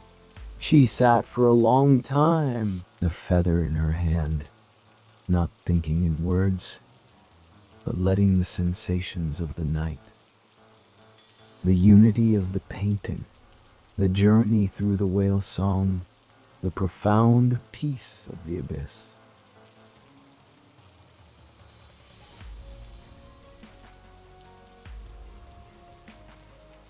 Settle into her bones, into the very cells of her newly reformed body. She was embedding the dream into her physical form, so that when night came again, she would paint not just from memory, but from a body that remembered being the memory of the sea. Outside, the sun climbed higher. Its sun climbed higher. Light became strong, defining, honest. It showed the cove in all its daytime solidity. The village, now fully opaque, seemed to slumber under the light, its pearlescent walls reflecting the sun in a subdued, gentle way, as if politely, refusing its full intensity. The inhabitants were silent, still, each in their own private communion with the relics of their world, integrating the vastness they had visited into the quiet particular of their home. The day would be long. Warm and bright. The gulls would clean the air. The crabs would reclaim the sand. The world would turn at its daytime pace. And deep within the cool, shaded dwellings of Ambershore, the villagers would rest not in unconsciousness, but in a profound, wakeful reverence, holding the silent, luminous night within them like a kept promise, waiting for the slow, certain tilt of the earth to once again hide the sun, summon the moon, and whisper through the endless rhythm of the tide that it was time to dream awake once more. The sun climbed its throne, A sovereign of relentless gold, the cove submitted to its rule. Inside Maren's dwelling, the quality of light shifted from the low, sideways gleam of dawn to a high, diffuse radiance that filtered through the dense, silvery seaweed thatch. It was a greenish, aquatic light, like the sun seen from several feet underwater. Dust motes, which did not exist here in the ordinary sense, but rather specks of dormant starlight, drifted in the silent beams. The room was cool, a refuge from the building heat outside. The only sound was the almost imperceptible, papery rustle of the kelp curtain settling into absolute stillness, and the slow, liquid pulse of the algae in the jar. Lum, pause, lum, pause. A heartbeat for the sleeping day. Maren sat at her driftwood table, the heron's feather now resting beside the spiral shell. Her hands were palm up on her knees, not in a posture of meditation, as the waking world knows it, but in a state of receptive remembrance. Her eyes were open, gazing not at the wall, but into the space between the wall and her seeing. She was replaying the night, not as a linear story, but as a sensory tapestry. Walls are straight. We felt again the cool grit of sand under her knees during the final strokes on the celestial tree.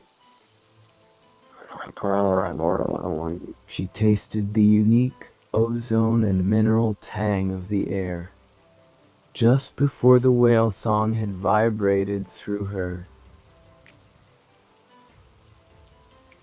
The shared painting not as an image, but as a map of emotional contours. The peaceful valley of shared intent, the joyful peaks of collaboration, the deep, flowing river of silent understanding.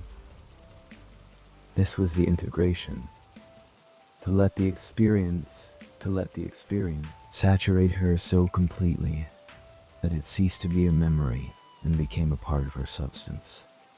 Like calcium in a shell, after a timeless period, her gaze drifted to the objects on the table. The spiral shell was a fossilized whirlpool that captured us. Moment of mathematical perfection from the sea's chaos. Last night in a deep drift, she had been part of that chaos.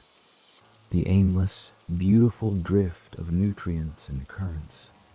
The shell was the chaos made perfect, given a permanent, beautiful form. She picked it up.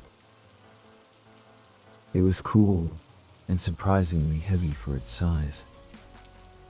She traced the spiral with her fingertip, following it inward to the impossible, tiny point of origin.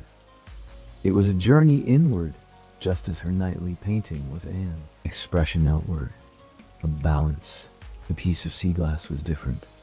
It was a fragment of something human-made, a bottle perhaps, tossed into the great grinding mill of the ocean, and after years or centuries, returned to shore transformed. Its sharp edges had been worn smooth, its transparency clouded to a soft, celadon green.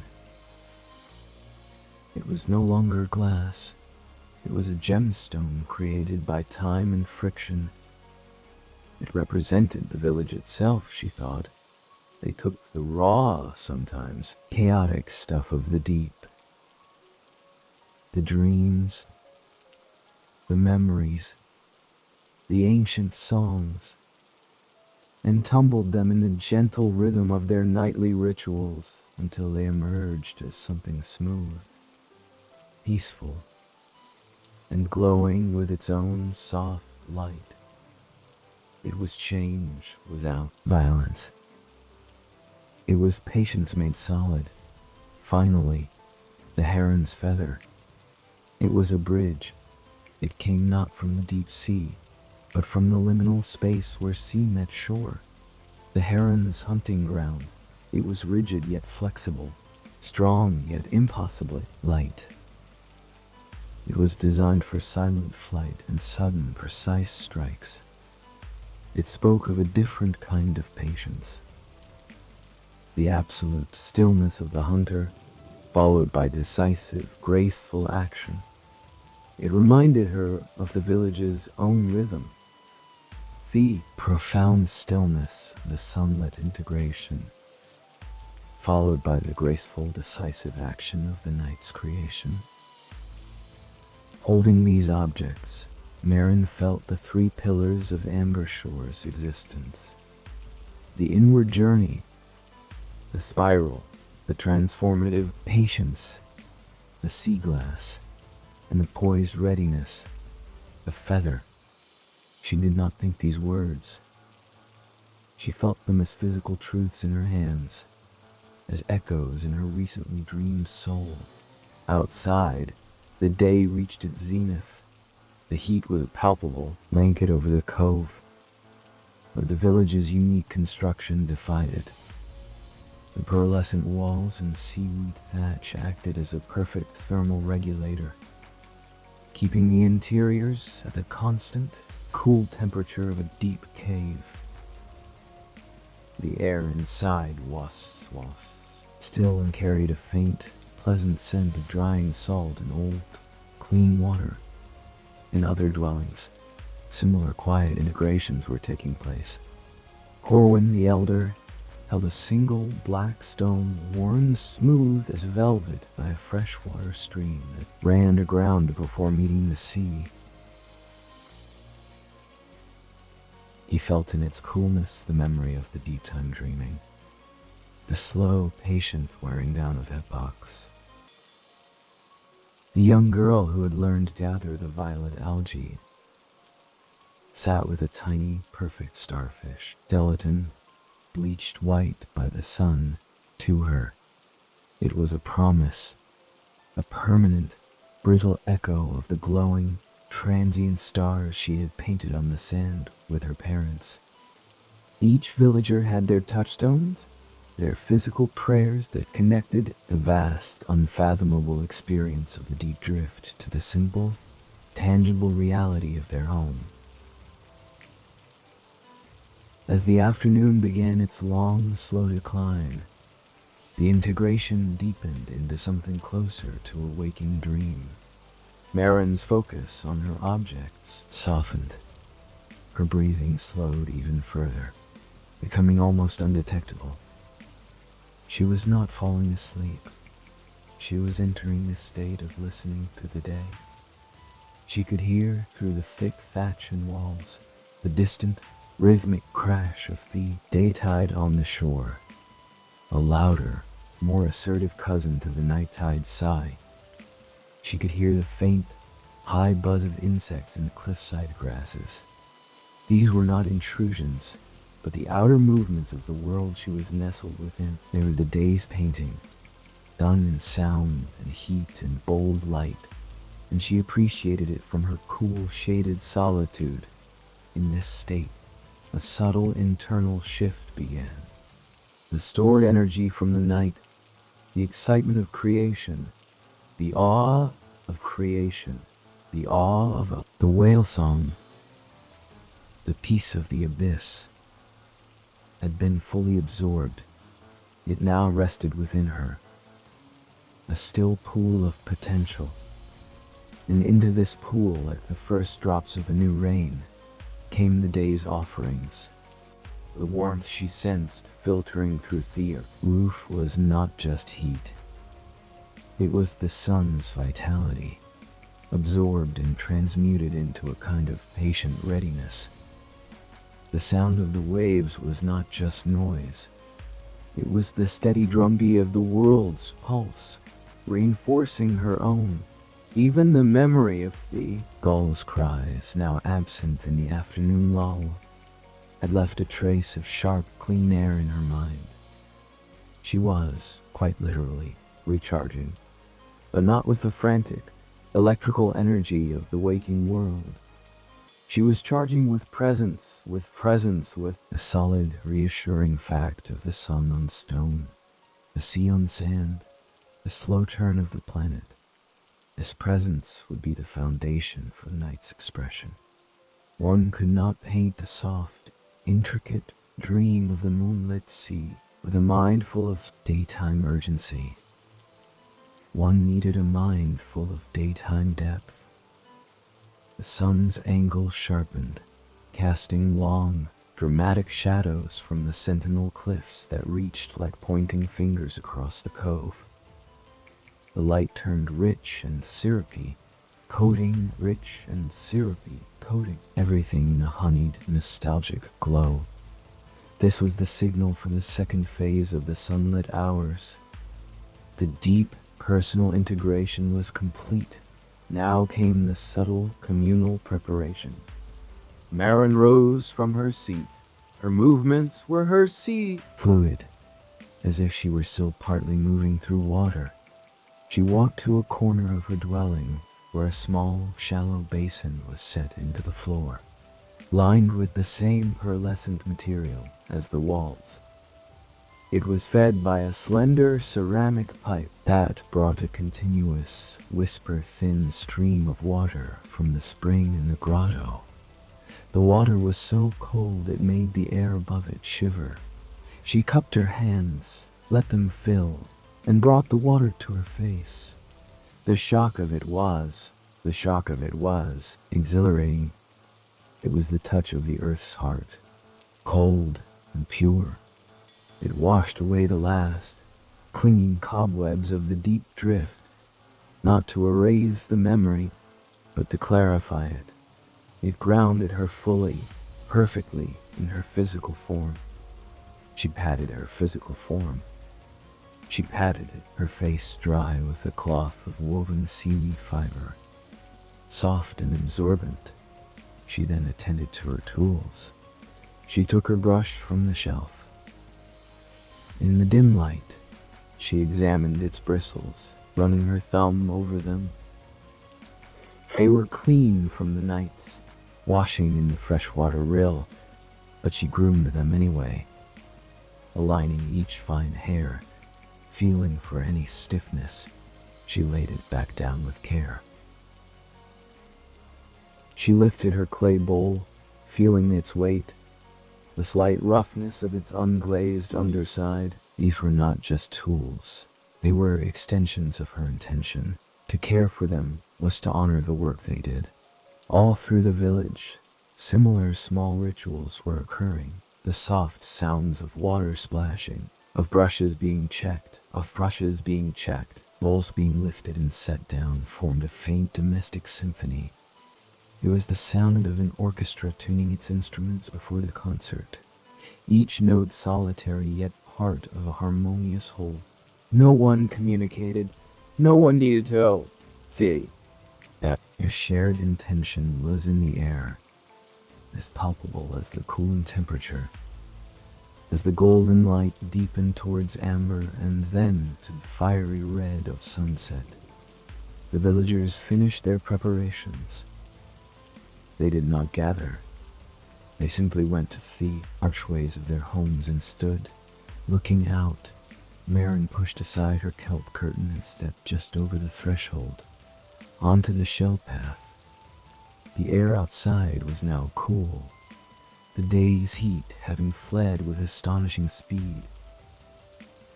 The sky in the west was a furnace of red and orange, but overhead it was a deep, royal purple, and in the east, the first brave stars were pricking through, silver needles in a velvet cloth. They stood in silence, a line of still, robed figures along the paths, facing the sea. They were not waiting for the moon. They were witnessing the day's magnificent departure. They watched the sun's final, blazing sliver kiss the horizon and vanish, leaving a molten stain on the water that slowly cooled to rose, then to violet. They watched the last of the gulls become dark, crossing silhouettes against the glowing sky before disappearing toward their roosts. They felt the world's breath change, the last exhalation of sun-warmed land, the first inhalation of cool maritime night. This was the gratitude. This silent vigil was their thanks to the sun for its vigor, for its clarity, for holding the world in a state of defined reality, so that the moon's ambiguous, dreamlike reality could be all theality, could be all fate more precious. They did not prefer one to the other. They cherished the turn, the transition, the beautiful, reliable handover of power from one celestial guardian to another. The last of the sunset color drained from the sky, leaving a twilight so deep it felt like a substance. The stars multiplied. The sound of the waves, freed from the day's wind, returned to its softer, more rhythmic night voice. The villagers remained standing. The internal pool of presence within each of them was now perfectly still, full, and ready. Then, as one, they felt it. Not a sight, but a lack of pressure. A gentle release, as if a great, soft hand that had been resting on the crown of the world had lifted. It was the moon, still unseen below the horizon, announcing its imminent arrival not by light, but by a subtle shift in the gravitational field of expectation. A soft sigh seemed to pass through the line of villagers, though no one's lips moved. It was the sound of 100 souls aligning to a new frequency. Maren turned and went back inside. It was time. The sun's work was done. Their day of integration and preparation was complete. The instruments were tuned. The canvas of the night was rolling out, vast and dark and waiting. All that was needed now was the first touch of silver light on the black water, and the silent, ancient, beautiful work of Ambershore could begin again. She stood in the center of her room, bathed in now bright pulse of the jar's blue light, perfectly still, perfectly poised, like the heron in the moment before the strike, waiting for the tide of moonlight to flood the cove and summon the dream once more into being. The moment of poised stillness stretched. I held a breath in the lungs of the cove within Maren. The internal pool of presence, so carefully gathered and stilled throughout the day, did not ripple with anticipation, but grew denser, deeper. It was a well of moonlight yet to be drawn. The blue pulse from the jar was the only movement in the room. Its rhythm, the solitary heartbeat of the waiting world. She did not fidget, did not glance towards the archway. She simply was, a statue of quiet intent, her consciousness tuned to a frequency just below the threshold of sound, listening for the first note of the moon's silent aria. And then it came, not as a light, but as a temperature. A subtle, cool freshness seeped through the kelp curtain, a change in the quality of the darkness that had nothing to do with vision. It was the moon's breath, preceding its body. The air in the dwelling seemed to thin and sharpen, tasting of wet stone and distant, cold space. A heartbeat later, the first tangible sign. A faint silver-blue luminescence began to bleed through the weave of the kelp curtain. It was not the direct light of the moon, but its reflected echo on the pearlescent walls outside. A second-hand glow that painted the interior of Maren's home in shifting, aqueous patterns. The jar's blue pulse was joined by this new, cooler light, and the room became a submerged cave lit by two different suns. Only then did Maren move. It was a single, fluid step towards the archway. Her hand rose, not with haste, but with the inevitable grace of a tide rising, and parted the curtain. The cove outside was transformed. The moon, a perfect opalescent pearl, 3/4 full, hung just above the black line of the eastern sea, its light not yet a path, but a sheer silver veil thrown over everything. The sentinel cliffs were no longer dark monoliths, but layered in shades of graphite and cobalt, their details etched with eerie clarity. The sand of the beach was a sheet of platinum, and the sea was a vast, breathing expanse of liquid obsidian, yet to receive the direct command of the light. This was the pre-dawn of the night, the moment of pure potential. The villagers stood on their paths as they had at sunset, but their posture had changed. No longer were they witnesses bidding farewell. They were conduits ready to channel. They held their empty bowls not as vessels, but as open hands. Maren descended the shell path, her feet knowing every curve and dip. The night air was cool and thrilling against her skin.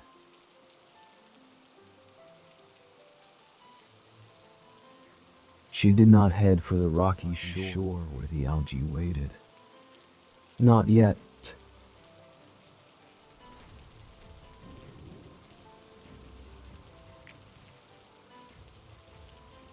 Not yet. Converged not on the sand, but at the high water line, where the day's last tide left a ruffled lace of seaweed and foam.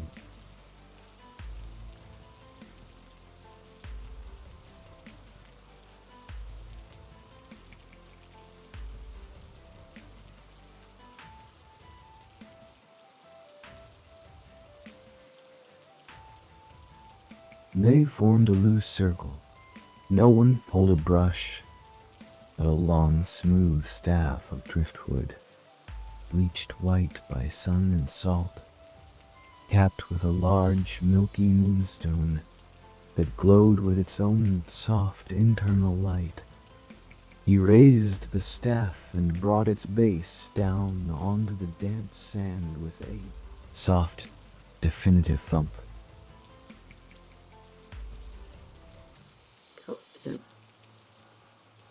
Skafenda dealers that you're saying, your college and smart clean. You do your swag all night, sit there and you whether you're not good, but if you're or you receive sorry, realize he's you know, I last year he's to for you were already and they already.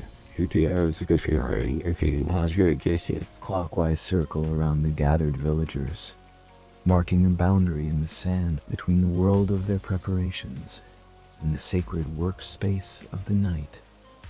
As he completed the circle, he stopped before Maren. He held out the staff, not handing it to her, but offering it as a focus. She placed her hands lightly upon the wood, just below the moonstone. Others in the circle reached out, their fingertips just brushing the staff or the shoulders of those who touched it. They were not all connected physically, but through this shared focal point, they became a single circuit. A deep, collective breath was drawn in. In the silence, they poured their individual pools of presence, the integration, the patience, the readiness, integrations, the readiness, the circle. It was not a transfer of energy, but a synchronization of intent. They were aligning their individual moontides into one harmonious swell. Maren felt it as a warmth flowing up the staff into her hands, a warmth that was not heat, but a vibration of profound unity. She felt Corwin's deep-time patience, the young girl's eager joy. The steady strength of the fishermen, the delicate perception of the gatherers, all blending into a single potent purpose. The connection held for several long, silent minutes. The only sound was the sea's patient sigh. Then, as if by an unspoken consensus, the circuit gently opened. Hands withdrew. Corwin lifted the staff and planted it upright in the center of the circle, where it stood like a silent, watchful sentinel. The consecration was complete. The canvas, the entire expanse of beach within, and even beyond the circle, was now hallowed ground, ready to receive. Now, and only now, did they turn to gather their medium. But tonight, the gathering tide held a surprise. As Maren approached her special pool on the cliff base, she found it not just glowing with the usual pearlescent white, but singing a faint, crystalline, high-pitched hum, almost at the edge of hearing, emanated from the water. The mingling of fresh and salt, charged by the specific angle of the moon's light and the unique planetary alignments of this night, had triggered a harmonic resonance in the algae. It was a rare event, happening perhaps once a dozen cycles. The moon algae was not just light tonight. It was sound made visible, thrill, pure and sharp as the hum itself went through her. She gathered it with even more reverence than usual, and as the luminous silk touched her clay bowl, the hum transferred, a vibration she could feel in the palm of her hand. Her bowl was now a silent singing star on the main shore. Others were finding similar small wonders. A pool usually rich in green algae was glowing with a unique shifting pattern of gold and blue, like a captured slow-motion lightning storm. Another, typically violet, had separated into distinct layers of indigo and magenta, swirling independently like oil and water made of light. The moon was not just illuminating the cove tonight.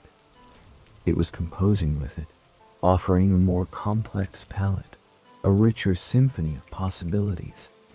The villagers gathered these rarities with joyous focus, their usual silent efficiency touched with a sense of celebration. The air hummed, not with sound, but with the electric potential of exceptional beauty about to be born.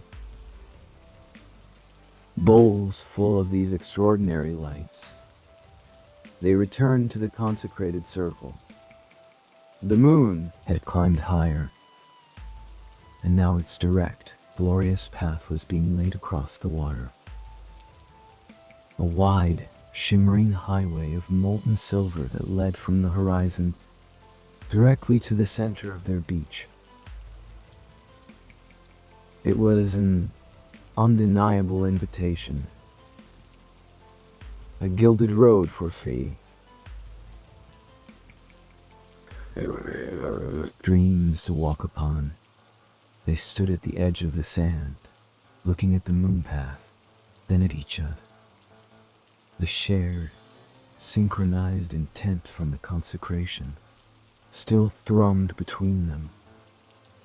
They did not need to decide to collaborate as they had the night before. It was a given. The exceptional medium demanded an exceptional expression. They would paint a single, unified story, but one that flowed directly from the moon's own gift. Maren stepped forward first, drawn to the point where the moon path of light on the water met the moon path of damp sand.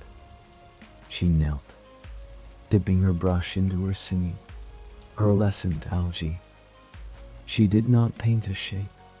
She painted a note, a single long trembling stroke of resonant white on the dark end, following the exact line where light met shadow.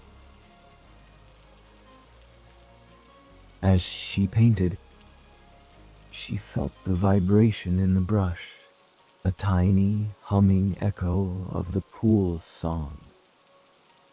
The stroke seemed to hang in the air for a second after she lifted the brush, its light pulsing softly. Then, from its end, another villager extended it, using his crackling golden blue lightning algae, forking the line into two brilliant, energetic branches. Another connected from the side with a river of the layered indigo and magenta which flowed into the first stroke, not obscuring it, but deepening it, giving it shadow and volume. What emerged was not a landscape of hills and trees. It was something more abstract, more musical. It was a visual representation of the night's own energy. The singing white line became the melody. The forking gold and blue became the rhythm and percussion. The flowing indigo magenta rivers became the harmony, and vast other villagers added their unique finds. Dots of bioluminescent plankton that sparkled like staccato notes. Swirls of common cerulean that formed sweeping crescendos and gentle decrescendos. They were painting the symphony of the moonlit cove itself. Maren moved through the growing composition, adding her singing white as highlights. The bright sustained note at the peak of a swirling arc. The gentle vibrato on the edge of a deep, colored pool. She was no longer just a painter. She was a musician in an orchestra of a light, her brush, her instrument, the sand, her score. The painting grew vast, covering most of the consecrated circle. It was chaotic to an untrained eye, a storm of light and color. But to the villagers it was perfectly, beautifully clear. It was the sound of the water, the feel of the air, the pull of the moon, the memory of the whale song, and the anticipation of the deep drift, all translated into a silent, luminous roar on the sand. They worked with an intensity that was still calm, a focused joy that burned without heat. The moon climbed to its zenith, staring down at its own magnificent influence. The moon path on the water was a blinding strip of silver, and their painting on the sand was its wild, beautiful, terrestrial echo. Finally, as the last stroke was added, a final, deep, resonant dot of pure violet by Corwin at the very center, the root note of the entire composition. They all stopped. They stood back, breathless in the perfect silence. The painting did not just glow. It seemed to thrum. The different algal lights interacted, the singing white causing the gold to flicker in time, the indigo pulsing in slow waves. It was alive. For this one night they had not just depicted beauty. They had captured a fragment of the moon's own transformative magic and given it a temporary, breathtaking form. They did not sit for a still tide. They remained standing, ringing their creation, watching it breathe.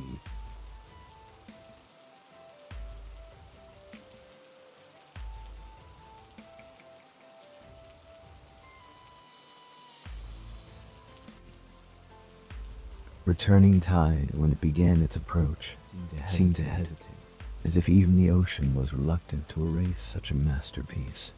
But the rhythm was law. The first tentative wave touched the outermost sparkles of plankton. They flared and vanished with a sound like a distant sigh. The symphony began to be played in reverse, note by brilliant note. The rivers of light were drunk by the dark water. The forking lightning was short-circuited into a soft fizzle. Finally, the water reached the original, singing white line Maren had painted. It did not just wash away. The water touched the humming algae, and for one incredible moment, the hum became audible, a pure, crystalline tone that hung in the air above the surf, a farewell song. Then the wave receded, and the tone was gone. The line was gone. The center violet dot was gone. The sand was dark. The moon path on the water began to fracture as the moon slid west. The symphony was over, played out to its Soviet final, silent rest.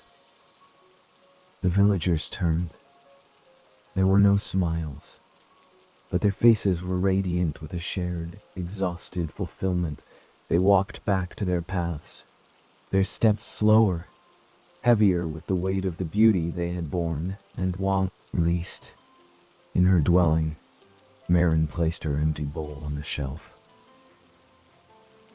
The brush was clean, but it still felt warm in her hand, as if the song of the algae had left a permanent vibration in the wood. She did not lie down. She sat, listening. The deep drift would call soon, but she knew it would be different tonight.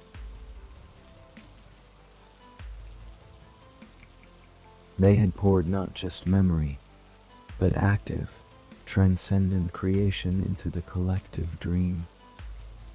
What would the whales sing of when they passed? Would they sense the echo of the painted symphony in the water as the first gray pre-dawn light threatened the eastern sky? She felt the familiar soft tug of dissolution, but it was a satisfied tug. They had met the moon's extraordinary gift with their own, and the exchange was complete. She closed her eyes, not to sleep, but to listen inward, to the last, fading hum of the perfect white note, carrying it with her as she flowed back into the deep, dark, dreaming sea. The moment of poised stillness stretched. A held breath in the lungs of Fwan stretched. The cove within Maren, the internal pool of presence, so carefully gathered and stilled throughout the day, did not ripple with anticipation, but grew denser, deeper. It was a well of moonlight yet to be drawn. The blue pulse from the jar was the only movement in the room, its rhythm the solitary heartbeat of the waiting world. She did not fidget, did not glance towards the archway. She simply was, a statue of quiet intent, her consciousness tuned to a frequency just below the threshold of sound, listening for the first note of the moon's silent aria. And then it came, not as a light, but as a temperature. A subtle, cool freshness seeped through the kelp curtain, a change in the quality of the darkness that had nothing to do with vision. It was the moon's breath, preceding its body. The air in the dwelling seemed to thin and sharpen, tasting of wet stone and distant, cold space. A heartbeat later, the first tangible sign, a faint, silver blue luminescence began to bleed through the weave of the kelp curtain. It was not the direct light of the moon, but its reflected echo on the pearlescent walls outside, a second-hand glow that painted the interior of Maren's home in shifting, aqueous tints. The jar's blue pulse was joined by this new, cooler light, and the room became a submerged cave lit by two different suns. Only then did Maren move. It was a single fluid step towards the archway. Her hand rose, not with haste, but with the inevitable grace of a tide rising, and parted the curtain. The cove outside was transformed. The moon, perfect opalescent pearl 3/4 full, hung just above the black line of the eastern sea, its light not yet a path, but a sheer silver veil thrown over everything. The sentinel cliffs were no longer dark monoliths, but layered in shades of graphite and cobalt, their details etched with eerie clarity. The sand of the beach was a sheet of platinum, and the sea was a vast, breathing expanse of liquid obsidian. Yet to receive the direct command of the light, this was the pre-dawn of the night. The moment of pure potential. The villagers stood on their paths, as they had at sunset, but their at sunset posture had changed. No longer were they witnesses bidding farewell. They were conduits ready to channel. They held their empty bowls not as vessels, but as open hands. Maren descended the shell path, her feet knowing every curve and dip.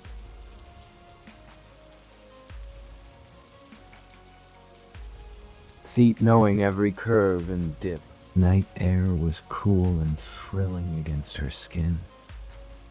She did not head for the rocky shore where the algae waited. Not yet. First, there was the consecration of the canvas. The villagers converged not on the sand, but at the high water line, where the day's last tide had left a ruffled lace of seaweed and foam. They formed a loose circle. No one spoke. Corwin, the elder, stepped forward slightly. In his hands, he did not hold a brush, but a long, smooth staff of driftwood, bleached white by sun and salt, capped with a large, milky moonstone that glowed with its own soft internal light. He raised the staff and brought its base down onto the damp sand with a soft, definitive thump. The sound was absorbed by the night, but the action sent a subtle vibration through the ground, a signal felt in the soles of every foot. Then, he began to walk, dragging the base of the staff in a wide, slow clockwise circle around the gathered villagers, marking a boundary in the sand between the world of their preparations and the sacred workspace of the night. As he completed the circle, he stopped before Maren. He held out the staff, not handing it to her, but offering it as a focus.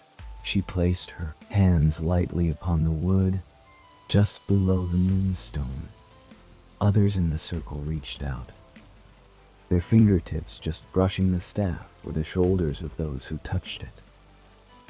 They were not all connected physically, but through this shared focal point, they became a single circuit. A deep, collective breath was drawn in. In the silence, they poured their individual pools of presence, the integration, the patience, the readiness, into the circle. It was not a transfer of energy, but a organization of intent. They were aligning their individual moontides into one harmonious swell. Maren felt it as a warmth flowing up the staff into her hands. A warmth that was not heat, but a vibration of profound unity.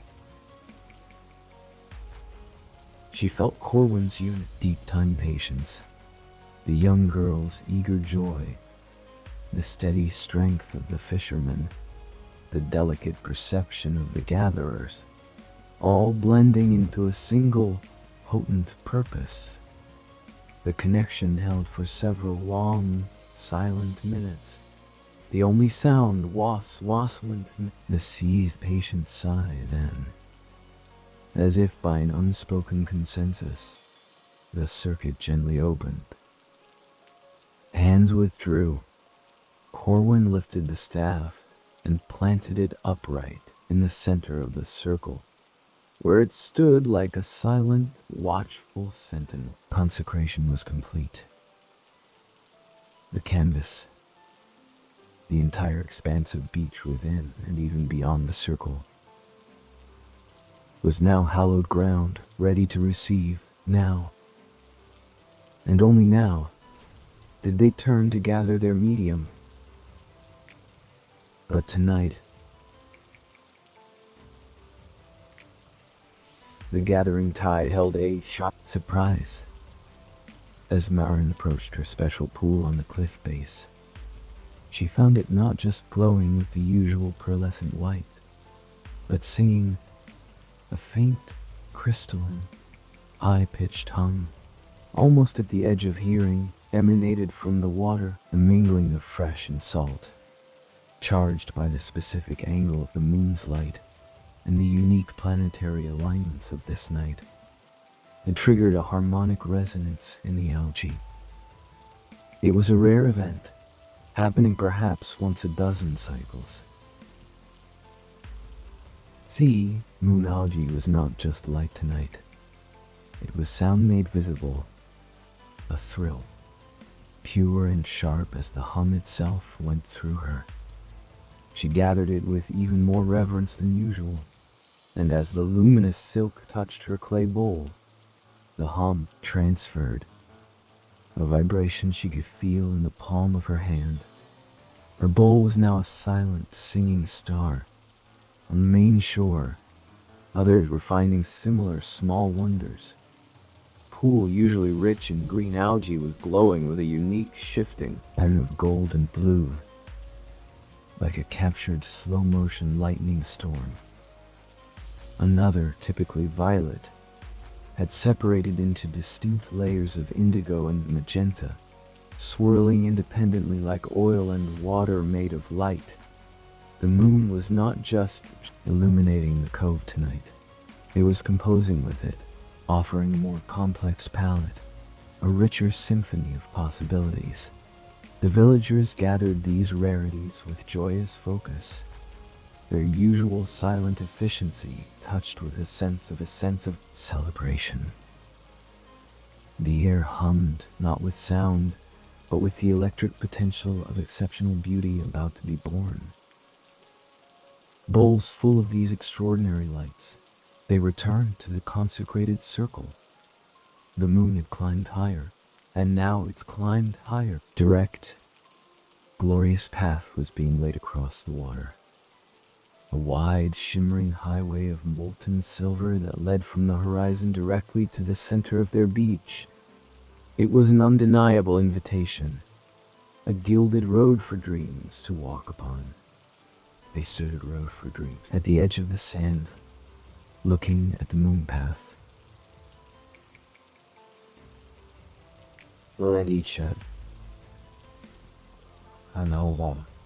The shared, synchronized intent from the consecration still thrummed between them. They did not need to decide to collaborate as they had the night before. It was a given. The exceptional medium demanded an exceptional expression. They would paint a single, unified story, but one that flowed directly from the moon's own gift. Maren stepped forward first, drawn to the point where the moon path of light on the water met the moon path of damp sand. She knelt, dipping her brush into her singing, pearlescent algae. She did not paint a shape, she painted a note. A single, long, trembling stroke of resonant white on the dark sand, following the exact line where light met shadow. As she painted, she felt the vibration in the brush, a tiny, humming echo of the pool's song. The stroke seemed to hang in the air for a second after she lifted the brush, its light pulsing softly. Then, from its end, another villager extended it, using his crackling golden blue lightning algae, forking the line into two brilliant, energetic branches. Another connected from the side with a river of the layered indigo and magenta, which flowed into the first stroke, not obscuring it, but deepening it, giving it shadow and volume. What emerged was not a landscape of hills and trees. It was something more abstract, more musical. It was a visual representation of the night's own energy. The singing, white line became the melody. The forking gold and blue became the rhythm and percussion. The flowing indigo magenta rivers became the harmony and base.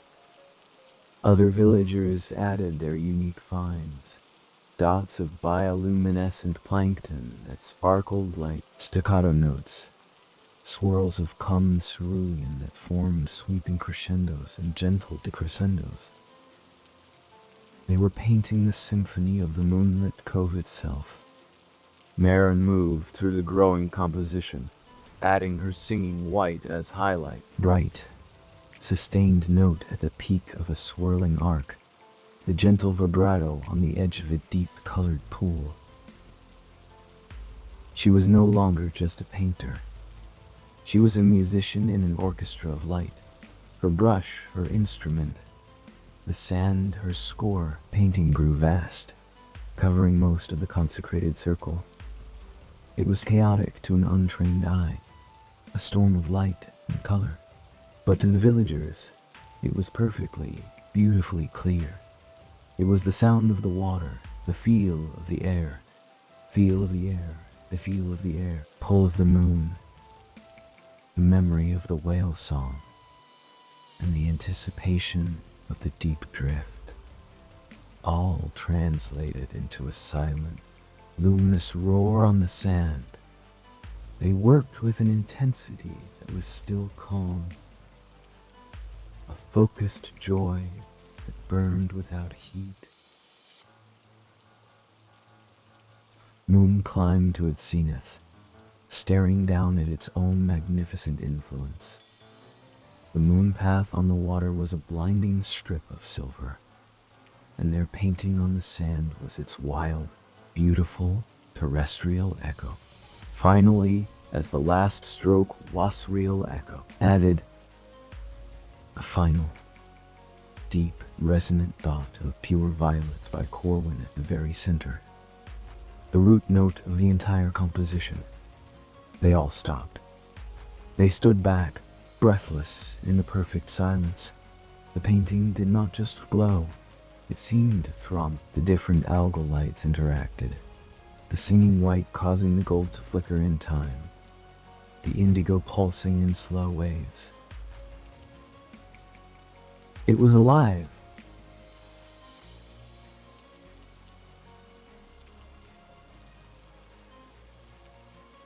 But this one night, they had not just depicted beauty.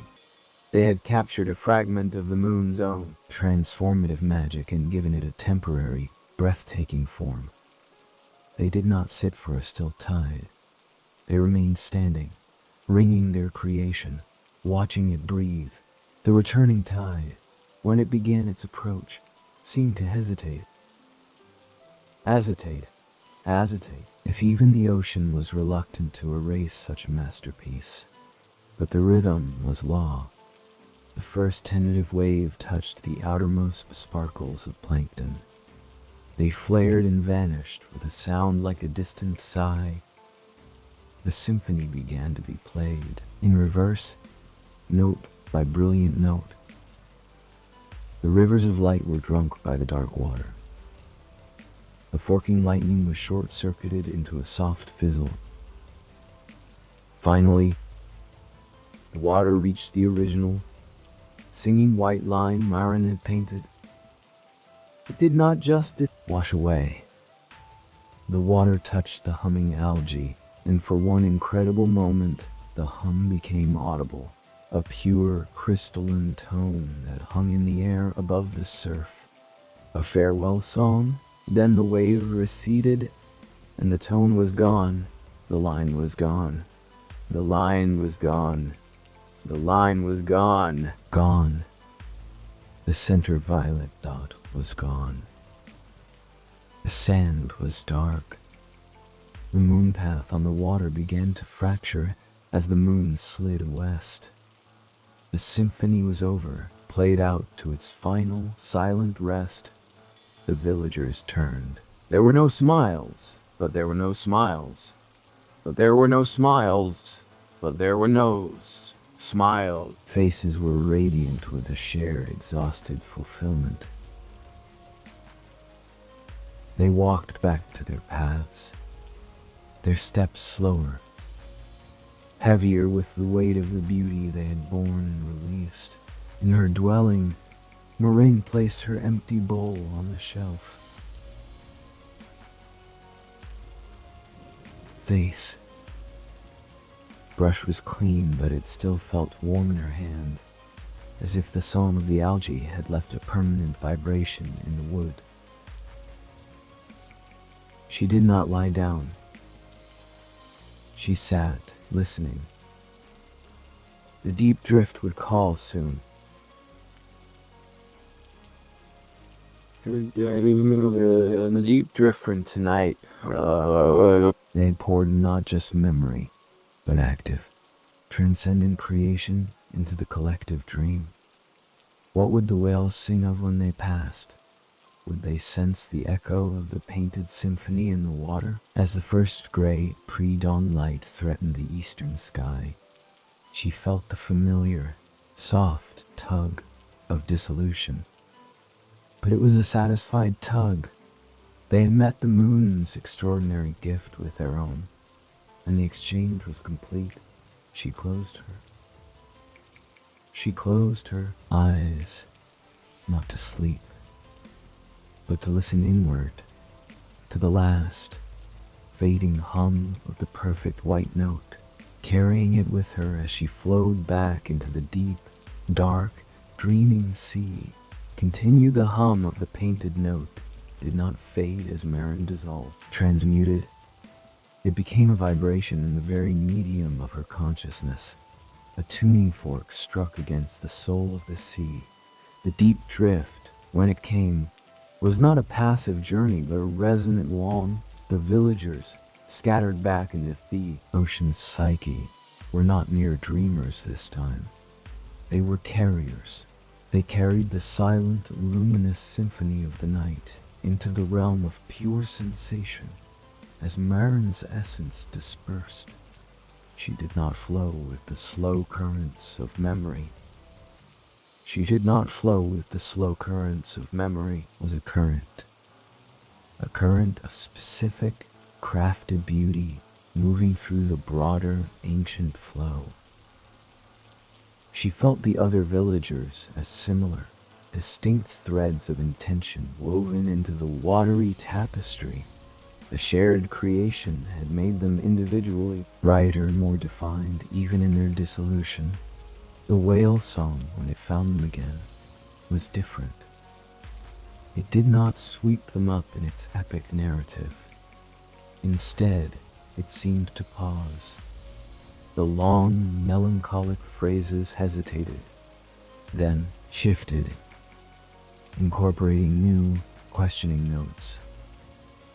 The pod, sensing the unusual psychic signature in the water, the echo of the painted symphony, began to sing to it.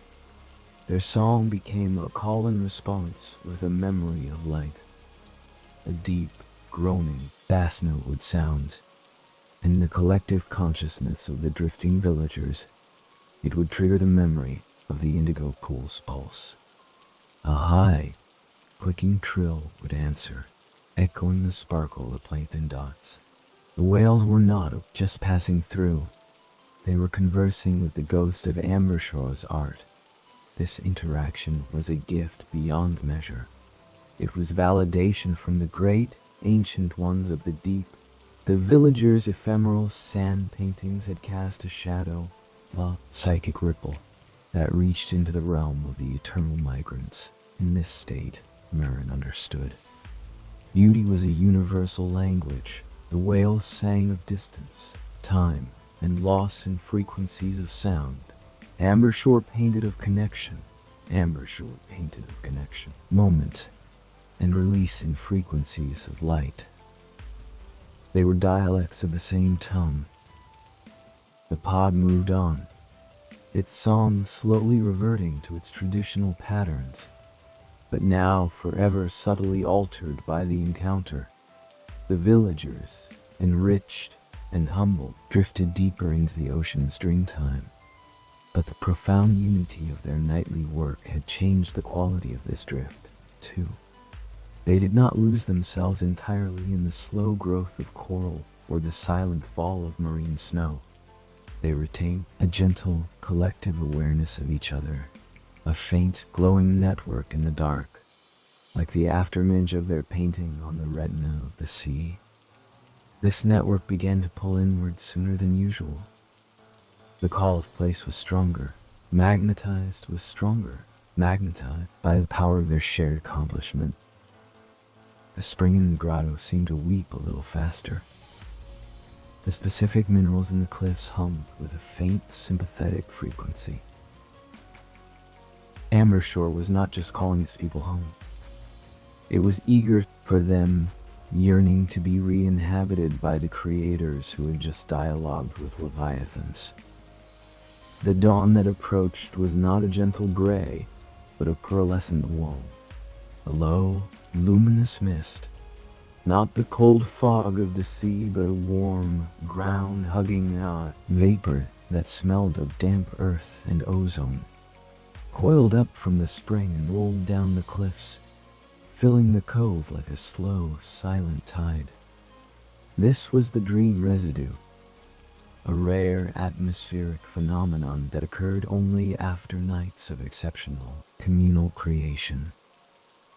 The mist was thick and soft, and it had the peculiar quality of holding light within it, making the pre-dawn glow diffuse and directionless, like being inside a giant, glowing pearl within this nebulous world. Ambershore began to coalesce, but the process was altered, dreamlike. The pearlescent walls of the dwellings did not condense from the air. They seemed to grow out of the mist, like crystalline structures forming in a saturated solution, their curves more fluid, their surfaces shimmering with iridescent rainbows.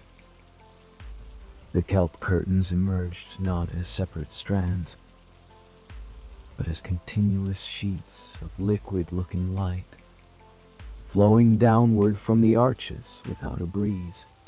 And the villagers themselves materialized differently. They did not appear fully formed on their paths. They walked out of the mist. One moment, the mist was empty. The next, a robed figure would take shape within its depths, taking a step forward as if emerging from a thick curtain, becoming more solid with each stride, until they stood, complete and real, on the shell path. It was as if the mist itself was the doorway from the deep drift, and they were simply stepping through. Maren emerged this way. She felt the resistance of the dense, luminous vapor against her forming skin. Then a release as she stepped into the clearer air near her dwelling. She was solid, but she felt amplified. Her senses were preternaturally sharp. She could hear fair individual droplets of condensation forming on each strand of kelp, a symphony of tiny planks.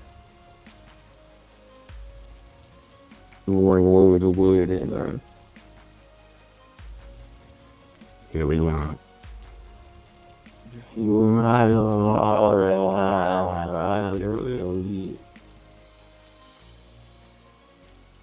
She could see the microscopic fractures in the shells beneath her. The extraordinary night had left her perception finely tuned, as if she had become an instrument herself, sensitive to the slightest vibration of the world.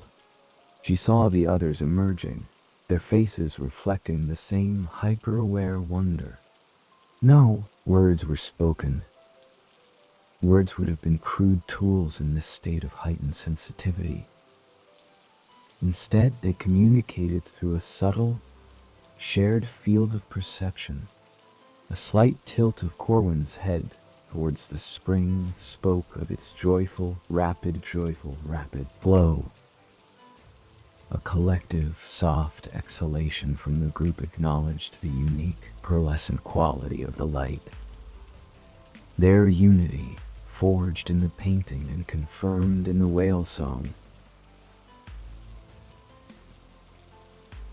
had evolved into a near telepathic harmony. The usual post-return rituals felt unnecessary. The deep integration had already happened during the creation, and the drift. The tools on their shelves were already perfectly aligned with their intent. There was no need for the consecration of the canvas. The entire cove still vibrated with the previous night's sanctity. So, they did something they almost never did in the direct wake of return. They went to the beach, not to work, but to behold. The mist was thinning as the true sun began its ascent, but it clung to the sand in patches, glowing with the infused light. They walked onto the beach. The cool, damp sand a delicious sensation under their feet. They spread out, not as a group, but as individual points of awareness in the deep, vast, quiet space. Maren walked to the water's edge, where the night's returning tide had smoothed everything to perfection. She knelt, not to paint, but to look in the wet, reflective sand. She saw not just her own faint outline, but a shimmering, distorted reflection of the pearlescent dawn sky, the mist, and the silhouettes of the other villagers. It was a new canvas, painted by the world itself with the materials they had left behind, their energy, their resonance. She placed her palm flat on the sand. The coolness was a shock, a grounding touch. But as she held it there, she began to feel a faint, lingering warmth. It was not the sun's heat. It was the psychic warmth of the symphony. The last ember of the symphony. The last ember of fear. Painted notes hum, stored in the sand like a battery. She closed her eyes and let that residual warmth flow up her arm. It was a gentle, nourishing energy, a feedback loop of their own creation, offering comfort back to its creator. The beach. Others were having similar experiences. Some sat perfectly still, absorbing the peace. Others traced idle, meaningless patterns in the sand with a finger, not to create art, but to feel the grain against their skin, to reconnect with the physicality of their canvas. The young girl who loved the starfish skeleton found a real, living starfish in the tidal pool, its 5 arms a vivid orange against the gray rock. She didn't pick it up. She just watched it move with glacial slowness, a perfect, natural counterpoint to their own fleeting, brilliant explosions of light. This was the true gift of the exceptional night. Not pride, but a deepened, more humble intimacy with their world. They had reached a pinnacle of world expression, and the ocean, the moon, and the very air had answered in kind. Now, in the aftermath, there was no desire to immediately surpass it. There was only a profound gratitude that softened into a serene, wordless communion with the simple, enduring elements of their home. As the sun finally burned through the last of the luminous mist, casting the familiar, strong, golden light of day, the villagers rose. They did not retreat to their dwellings immediately. They stood for a moment, facing the sun, allowing its bold, clarifying energy to wash over them. It was a palate cleanser, a shift in key from the subtle, complex harmonies of the night back to the clear, single note of day. Turned and walked back up the beach. The hyper-acute awareness was fading, softening into the normal, deep calm of their sunlit hours.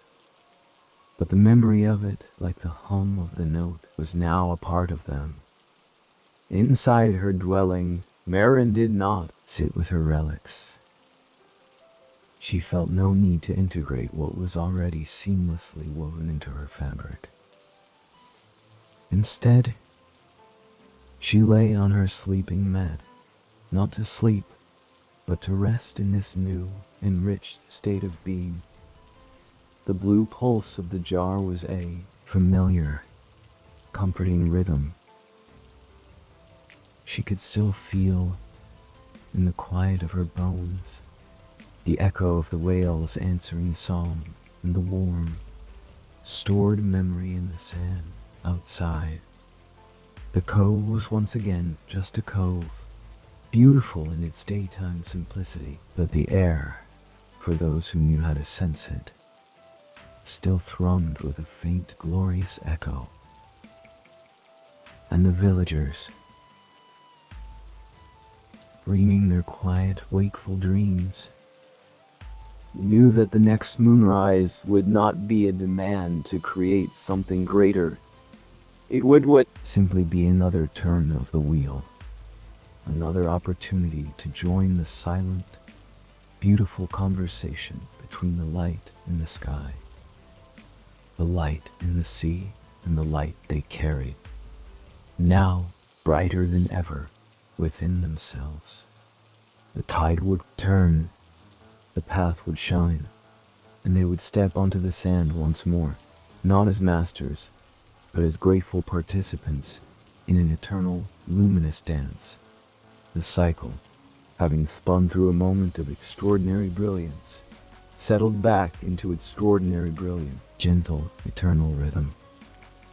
The days and nights that followed in Ambershore were not lesser for their return to normalcy. They were richer, imbued with the afterglow of that singular symphony.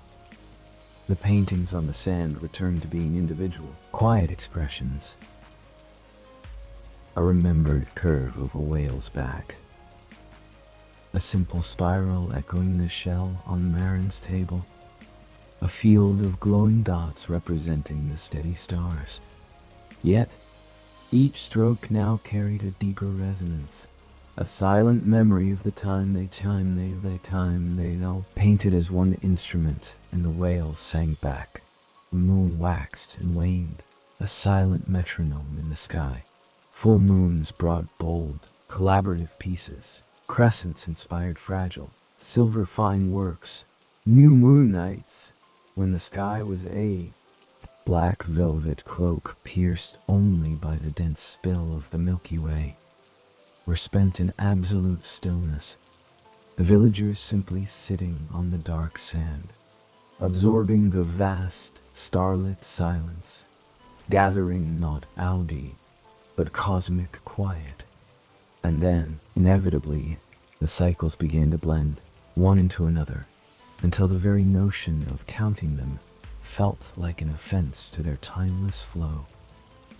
The story of Ambershore is not one with a climax and a conclusion, for it is a story of the perpetual present, a loop as endless as the tides that dictate its breath. So, let us end not at an ending, but at a pause, a single, perfect moment within the endless turn. It is a night like any other, and yet like no other, for each night in the cove is unique. The moon is a perfect full silver coin. The tide is at its lowest ebb, revealing a vast, smooth expanse of damp sand. The villagers have gathered their lights, the common blues and greens, with perhaps a small precious streak of gold from a happy memory dream. They stand at the edge of the canvas. Maren kneels. Her bowl holds the familiar, comforting swirl of cerulean, and a touch of the pearlescent white from her special pool. She looks out at the moon path, a solid sustenance of the spade near house. A man there wears him, I ran your hand, I mine, Ron said the idea. of a special pool, ribbon of mercury on the water.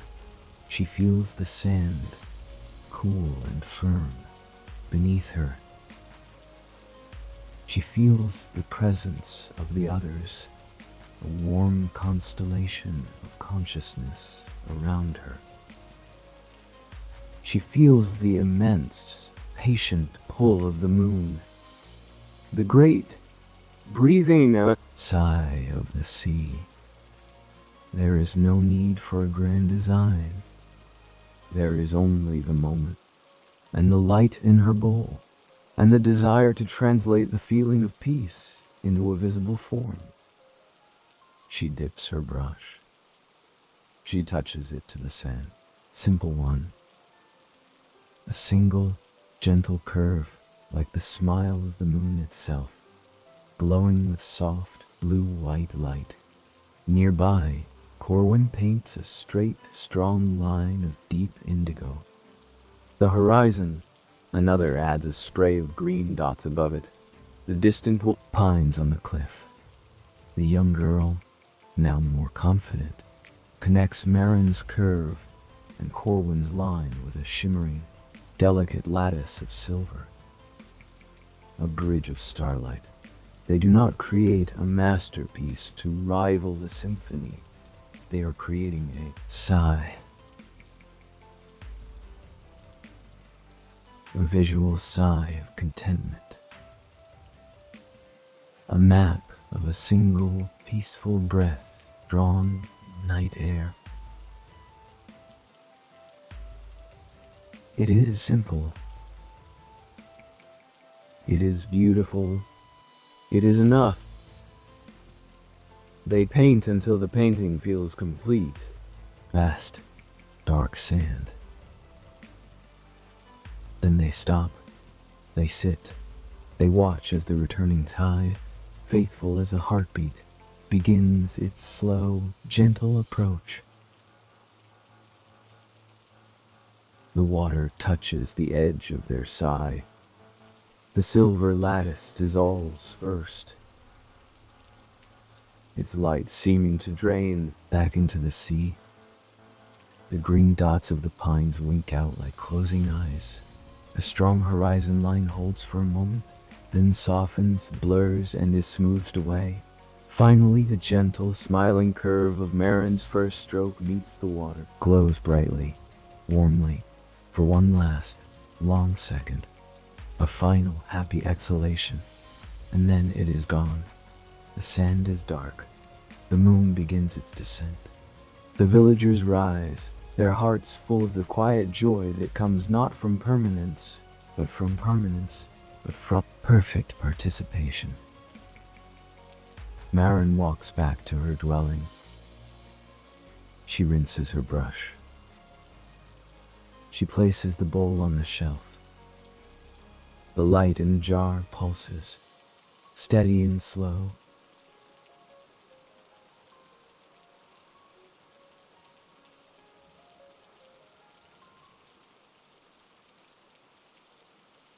She lies down, fight it.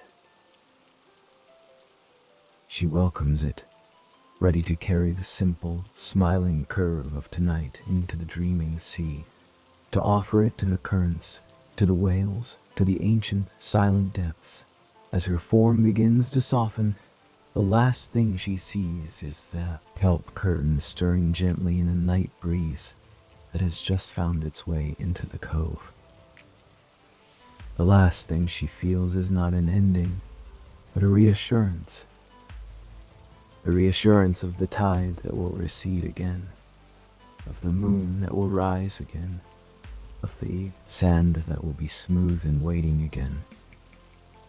And so, dear listener, as your own mind has drifted on these gentle words, let the image of that final, smiling curve of light be the one you carry into your rest. Let it remind you that peace is not a distant destination, but a rhythm, a cycle of gathering, creating, releasing, and dreaming. Feel the cool, damp sand of that hidden cove beneath you. Hear the patient shove the waves, not as a sound, but as the breath of the world itself, slowing your own breath, heartbeat, and thoughts. See the moon path on the dark water of your mind, a silver guide leading you away from the shores of worry into the calm, deep waters of sleep. The villagers of Ambershore are dissolving now, returning to the sea's gentle dream. Their work is done. Their peace is shared. They have left the canvas blank and smooth for you, inviting you to let go of the day's designs, to release your own complexities, to allow the tide of sleep to wash you clean. There is nothing more to do, no more stories to follow, only this, the dark, soft sand, the constant, soothing sigh of the sea, the distant, comforting glow of a moon that will watch over you until dawn. Will watch over you until dawn. Let go. The tide is coming in. The moon is smiling. You are safe. You are held. You are allowed to rest. Now, deeper and deeper, sleep.